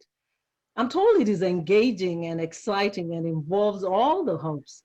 There's also a prize for the winning hub. So let me welcome Lilian Ndongo and Dr. Ruby Edit to guide us. Yes, So it is time for us to relax. Listen, I am quite thrilled. I feel like dancing. Thank you so much, Eric. We're going to relax. I am happy that our many of our guests are still here. So we're going to play this card game. Je vais maintenant inviter tous nos joueurs des différentes équipes au Canada de se présenter ici. We send the instructions before, so what they're doing is using the game pin, and they have another web page that is open to them, and they are just signing in right away. And for the rest of our participants, of our guests, you are, just I would suggest that you please keep your microphones muted. The players themselves can keep their microphones open. I just want to remind the participants that the players, that the guests, and all of us here would like to identify which hub they come from. So if you are in the center hub, you have two of them. You have Ottawa, so your game name should be Ottawa or Toronto. Quebec will identify as Quebec. The prairies will identify themselves as that. Ruby, Dr. Edith is going to put the questions on the chat in English and in French. And the rest of you are going to look at the screen here, my screen on my device. And the participants will have another screen open to them where they can participate. Now, a little bit of a rundown on the game. This is a game that is made up of 11 questions total, and they're coming from different aspects, different topics like African culture, the Caribbean culture, a little bit of history, a little bit of what is happening to us, the Black population here in Canada, and also about happenings in the world, as well as some research related questions. So I should have 1, 2, 3, 4, 5, 6, 7, 8, 9, 10. Why do I have 10 people? We're supposed to be 7. Because who's Toronto? We're wonderful T-Dot. Can you take Toronto off of there? Oh, wait, hold on a second. There are who's Toronto? That's too dry, man. That's the center of the universe. Just take that off. We're wonderful T-Dot. Thank you. I'm sorry, but a problem with Quebec here. I forgot the rules. How do I sign in? How do I include the Julius, don't start cheating. No, it's too early. Well. Oh, I love this. This is no. I'm not trying to cheat. I'm not even. C'est tout QC. All right. Ça commence. QC, like Quebec. QC. Where do I write it? All right, well, Julius, where are you at? Because we are on the time here. We have 20 minutes for this game. So go to kahoot.it, go to open another page, another web page, and you should have two screens. You should be able to see my screen and see another screen that you've opened in front of your computer. Now, you're gonna go to kahoot.it, and it's gonna get you to a page where you have to enter the game pin. The game pin is this number you see right here on my screen, 9505243. Then you're going to enter the name, your nickname, which would be Quebec, and you will be on the podium. The game pin again, please. 950. Yeah. 52. 52. 43. 43. Yes. Yep. Now your nickname would be Quebec. Now for the rest of our guests, you're going to realize that the multiple choice questions are color coded. Ruby, we have more people than we anticipated. I wonder what's going on. We are supposed to have prize money. 7 people, and this game is designed for 7 people. I hope it's going to work. Well, I think Ottawa has like 4 representations. That's his cheating, number one. That is that. Yes, doubt look. this is Ottawa and Ottawa G, capital city, Listen, 613. Why? People, I'm going to speak my African language here. All right? I'm ready for you. At the matter there, si on part of Febkendo, you're he won a quarter. What do you think you are here? Listen, I hope it works because the system is designed to only house 10 people. All right. Okay, let's try this. Let's start. Ruby, are you ready? So, yes. Yeah, go ahead and start. Yeah. We'll see how many people answer. The first question. Okay. 3, 2, 1.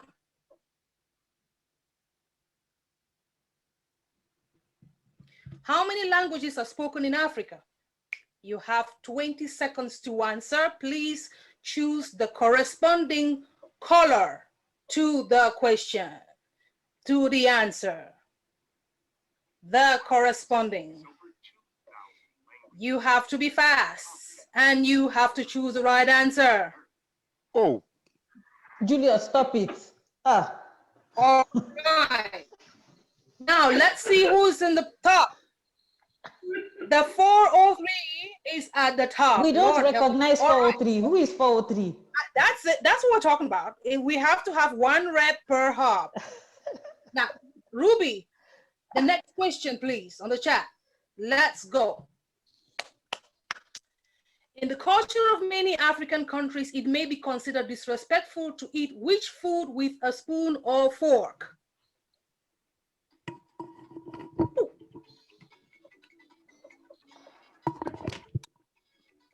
Let's go, people.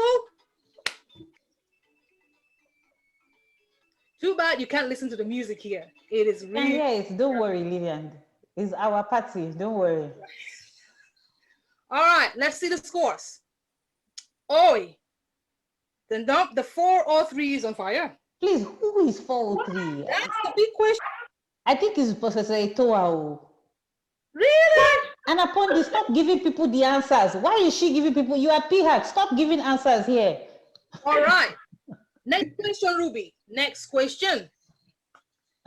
In the old days, which African musical instrument was used to disseminate a message to everyone in the village?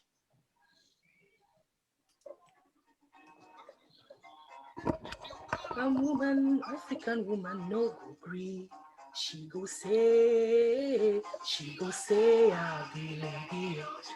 Yes, Dr. Eto'o, that's what's playing here. All right. Okay. Ruby, next question, please. Which is the first country in the ACB world to have its independence from colonial rule?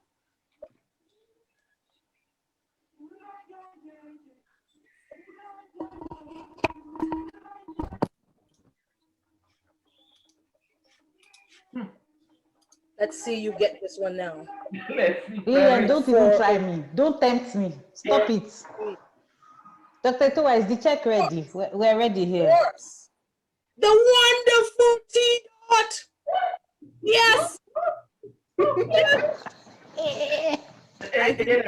Ruby, next question, please. I'm busy dancing. She is Black, Canadian, challenged racial segregation in 1926 and appears on the Canadian $10 bill. What is her name?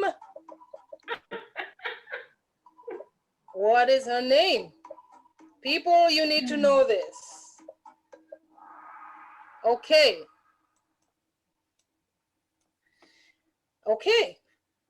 The wonderful dot is on fire. Lillian, you should have been nice to me when you had the chance. Ruby, let's move on to the next question, please. Question 6. These Africans or Caribbeans are famous for their worldwide advocacy for peace and racial equality, except for the philosophy which hold one race superior and another. Inferior. Is finally. All right. Okay. I see. Ruby, next question, please. Which are the 6 main ethnic groups of the Caribbean people? All right.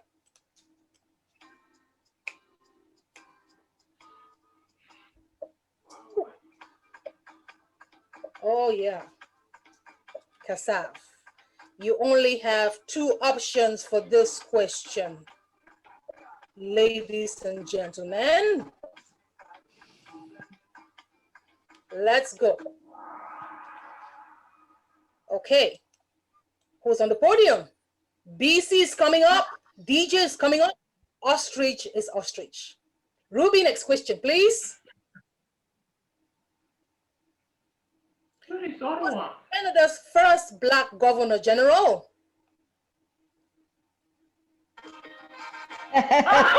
Dr. Etoa. This is such a trick question. Fine. It's a possibility. Come on. Yeah, but they said first now. The second on the third. Okay. 3 seconds. Okay. Who's on the podium? Let's see. A wonderful T-Dot. Quebec is finally on the podium. Yes. Yes. Because I had a problem. I couldn't follow the rules. Julius, arrête un peu là. C'est pas grave là. Merci, c'est vrai. Non, vous êtes en arrière comme d'habitude. Ah bon? N'est-ce pas? Merci beaucoup. Il faut jubiler. This study on African American men from 1932 to 1972 created distrust but revamped informed consent in research.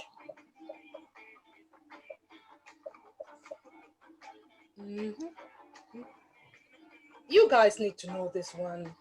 Come on. I think so. This is important. Who's on the podium? BC is coming up. Québec. Même pas la peine de poser la question. Il faut juste savoir qu'on est là. Qu'est-ce qui se passe, non? Toi aussi, Liliane. Il faut arrêter de poser des questions évidentes. C'est évident. Il faut que j'arrête de parler. All right. Ruby, next question, please. Do you know it's not equal? You ask a question only in English, not in French. Attends, So, la question de Jane. J'avais dit avant que Ruby va mettre les questions en français dans le chat. Toutes les questions dans le... Bon, ben, voilà. On doit enjoy cette petite session. Yes. Increasing participation among the Black population. All right. Result? Oh, yes. Quebec. Hey, Julius, my brother. Vous avez eu la chance que je n'ai pas compris dès le départ comment ça se passait. L'oiseau fait son nid, enfin. Vous avez beaucoup de chance. Okay. Et trop prié. The fight is between Quebec and the 403 for the 3rd place and the 3rd prize. Ruby, next and last question, please. According to a 2016 Stat Canada report, from which top 3 countries do ACBs originate?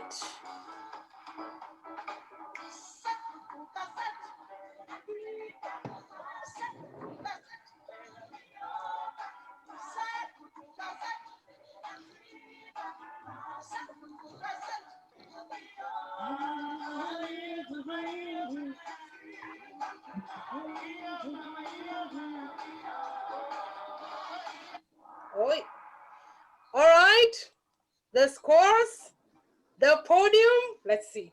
In 3rd place, BC. Yes. 2nd place, the 403, and in 1st place, Wonderful. Can I give a speech? Everybody. Oh my God, you know. J'aimerais remercier Madame Jane et on va partager nos gains avec elle puisque malheureusement les questions étaient juste en anglais. Donc pour signaler notre amitié et notre fraternité, nous allons partager ne fût-ce que même $20 avec elle. Bon, juste pour expliquer, parce que le jeu ne me donnait pas assez de la paire de chiffres. Oui, le jeu était raciste. Maman, c'est ça, j'ai dit, non, je vais donner même $20.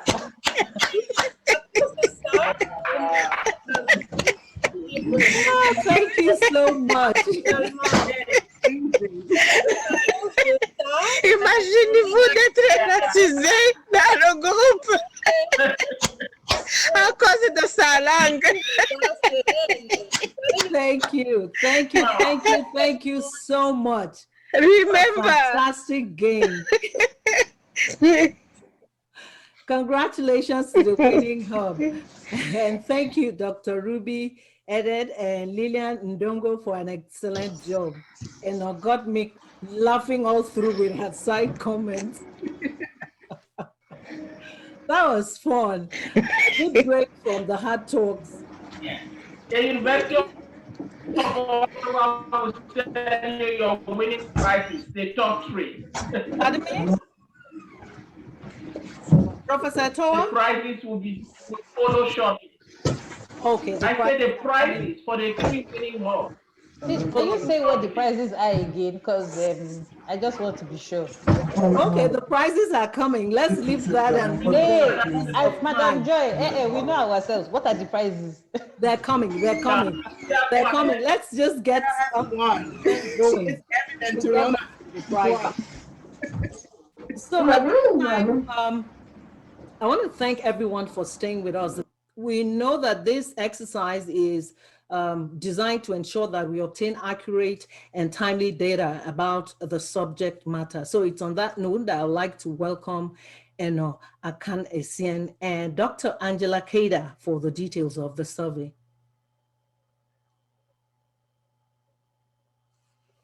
Where's Angela? I'm here. You know, I was. Okay, hey. Sorry. I'll let you go first. I'm trying to, come down from the euphoric win. I know. I'm feeling okay. You know, BC, we came in 3rd place. We're going to feel good about that. Hey. It's a good thing. It's a good thing. I mean, that's the spirit of the game. Yes. Sportsmanship. So and now, we're here. It's amazing actually to see so many people on this like Zoom screen. Like, it's just amazing. And I think part of that Kahoot game is to get us like all really excited about the opportunity that we have here. Hey, right? Because, and like, let's make it a competition, right? Like wonderful T-Dot, like they can't win all the time. Do you know what I mean? Yes, we can. No. We will bring you along. No. As long as Akundi doesn't share the results with people. This is what she goes around doing, cheating. Don't do that. Stay on your team. Or if you're going to cheat, like come to us here in BC. So this is a competition. We need to get people across the country like excited to participate in this research and like to look at the amazing people behind this work and this collaboration. I don't know, but like I don't know a lot of other research that's been done in such collaborative way with researchers across the country, community leaders, like Canadian icons. Honestly, like Joy, it's amazing to see you on this call. And like, that's who we have here. And so I think our job is to get all of you, like, if you haven't completed the survey yet, like as soon as this is over, please complete it and share it, like share it with your mom and your dad and your uncles and your grandpa and your kids and your, nephews, share it everywhere. Because the more coverage we get with the survey, just the better picture we're going to gather. Right. And we all know, like, we need race disaggregated data, but this is an intersectional project. Like, we need to make sure we can look at experiences of women, of men, of gender non-binary people, of new immigrants, of people with disabilities. Like, we need really that whole picture so that our response can also be intersectional. So, you know, let me tag you. One of the things that you said, you know, like, I think it was, you have alluded to it and Dr. Etoa said it earlier on. It's about not being on the menu. You know, here is PHAC, a partner who's coming along and saying, you know what, and you know, funny enough, the whole time, Apondi has been sitting with us as a senior lead and a representative on this same planning and research committee to make sure that we're able to balance both the deliverables and the requirements and what is African and true about us.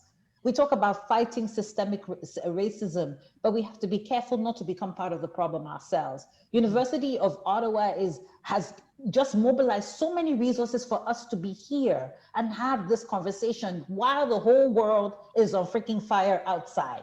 But we are here doing this.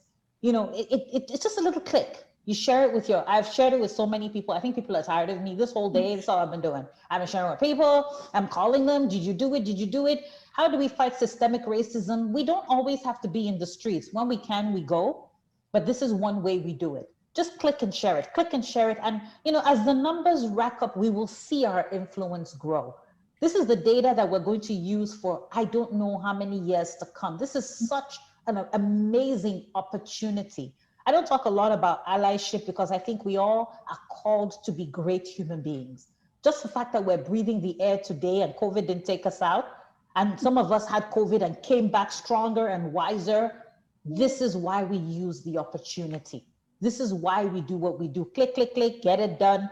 Let me tell you, the meetings have been so long. You see how exciting and fun it was today? We've had meetings. Can you see all the people on the planning thing laughing there? The meetings were so long. Every single I was undotted 15 times. The T's were sick of people. We came back, we redid it, cast long shadows just to have this moment. It's our moment.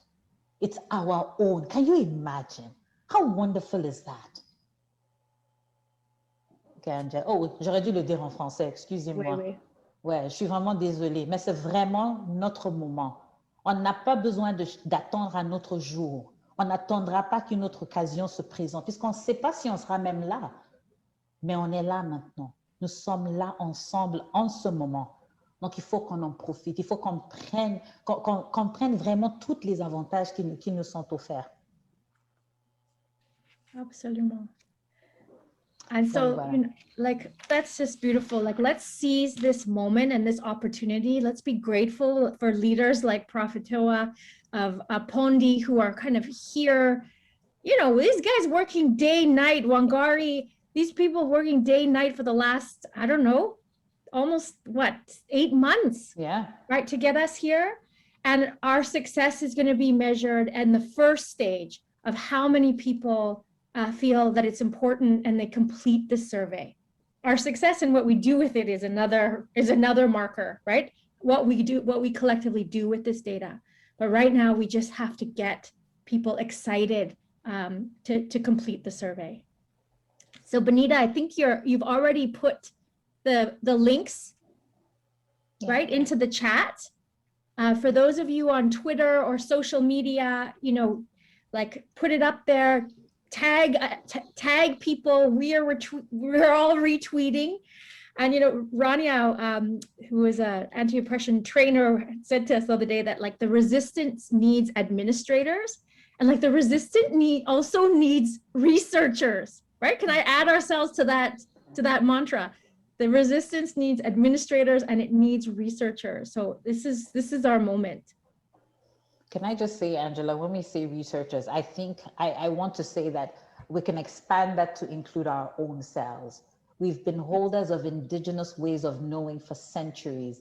Ask any African. We know the value of bitter leaf. Look at the Nigerians smiling. When we hear bitter leaf, we hear cholesterol coming down, we hear diabetes being controlled. They're things we know, and we come knowing those things. It's like it's inside your DNA. So this is just a different way of doing research, of being counted, because we don't have the time to pass it down. Let's write it down. So when people come after us, they can come and read it. They can come and build upon it. Community research is about everybody. It's me and you, and it's all of us. So imagine that we're sitting here and it's all of Canada. I even saw my sister from Nunavut. My friend was texting me and saying, can we have all the 300 people from Nunavut present? Can you imagine if we had a Nunavut day and we all showed up? ACB Nunavut. I see Ms. Thibault smiling. Oui, Madame Lucie, vous êtes d'accord? Voilà, la journée ACB Nunavut, sponsored by PHAC à l'Université d'Ottawa. Attends, on est chaud là. Donc, those are the things that happen because we're here. People in BC, you know, they're touche, they're hot, we're used to, but Nunavut though, Nunavut. Do you know that we are there? 24-hour sunshine, 24. Black people, we showed up.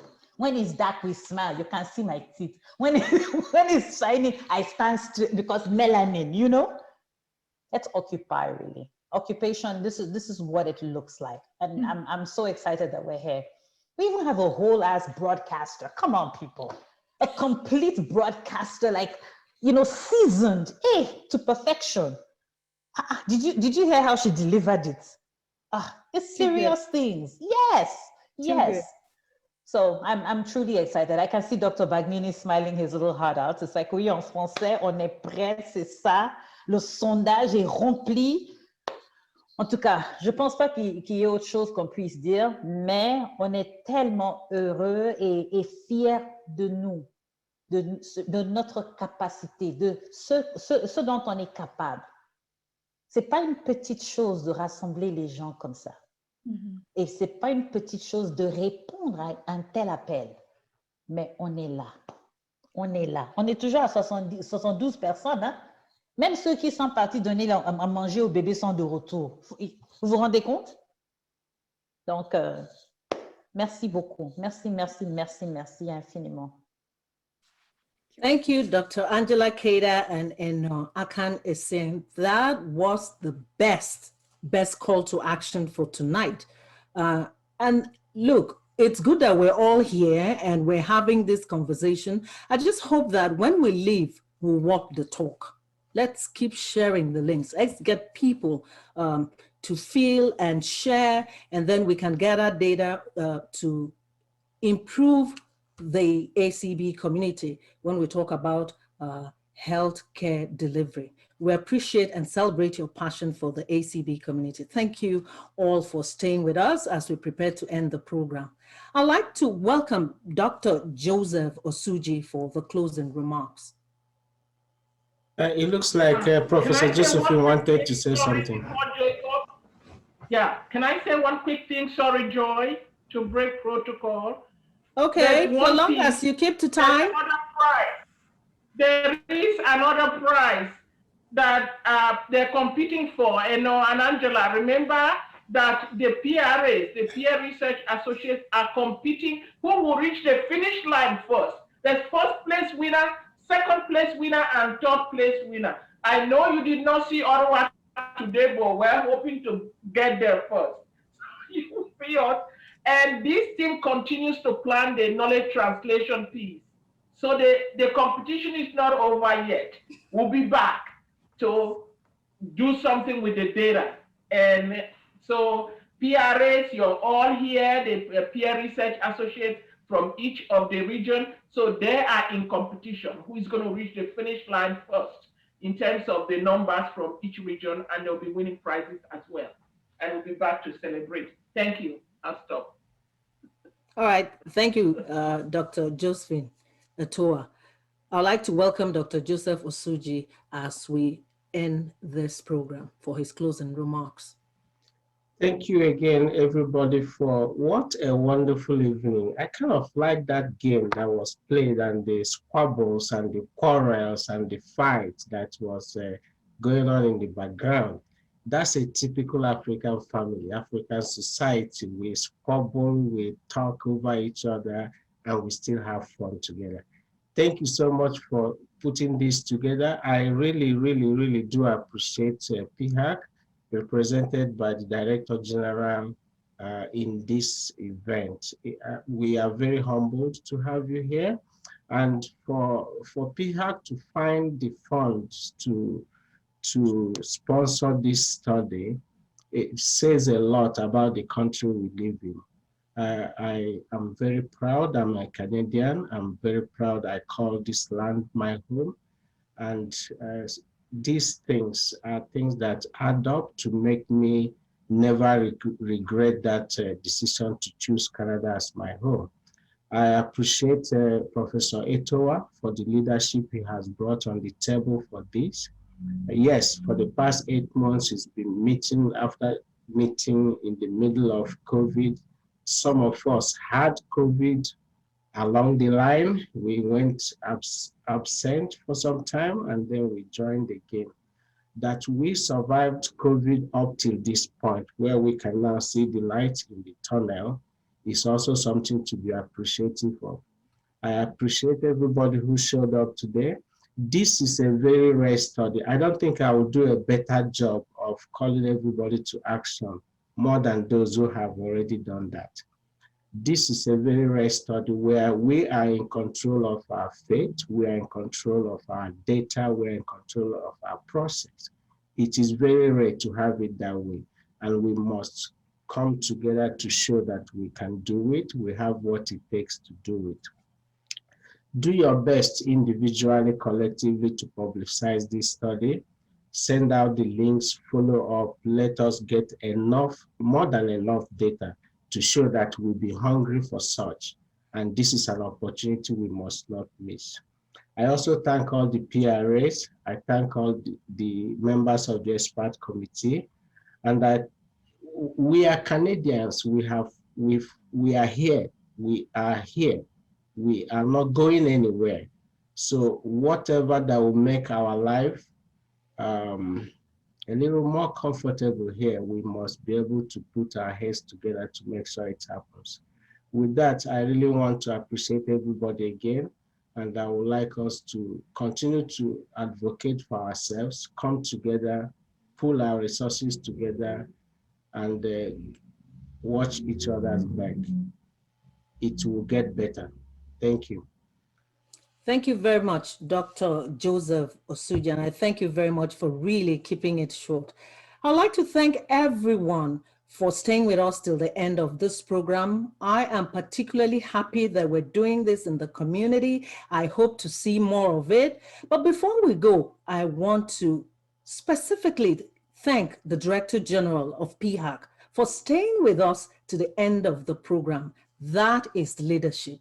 That's how you walk the talk. So on that note, I'd like to say thank you very much. It's been wonderful staying here, moderating this program. I particularly enjoyed that last game. It brought back memories of Africa. And I do hope that we'll share the link and get this going so that we can improve things in the ACB community. My name is Joy Usiago. Thank you very much for having me, and have a wonderful night. And thank you, Dean Thibault. I just want to say thank you to my Dean Thibault, for sitting here all throughout these 2 hours. Thank you. Oh, I'm so sorry. I didn't see her. I didn't know that she's there. Yes, thank you very much, Dean. Thank you very much. My apologies. Have a good night, everyone. I to say that I know that's not Lucy. This I'm is sorry, I didn't notice that she was still there. Thank you very much. Very impressive. Thank you for the invitation. Good night, everyone.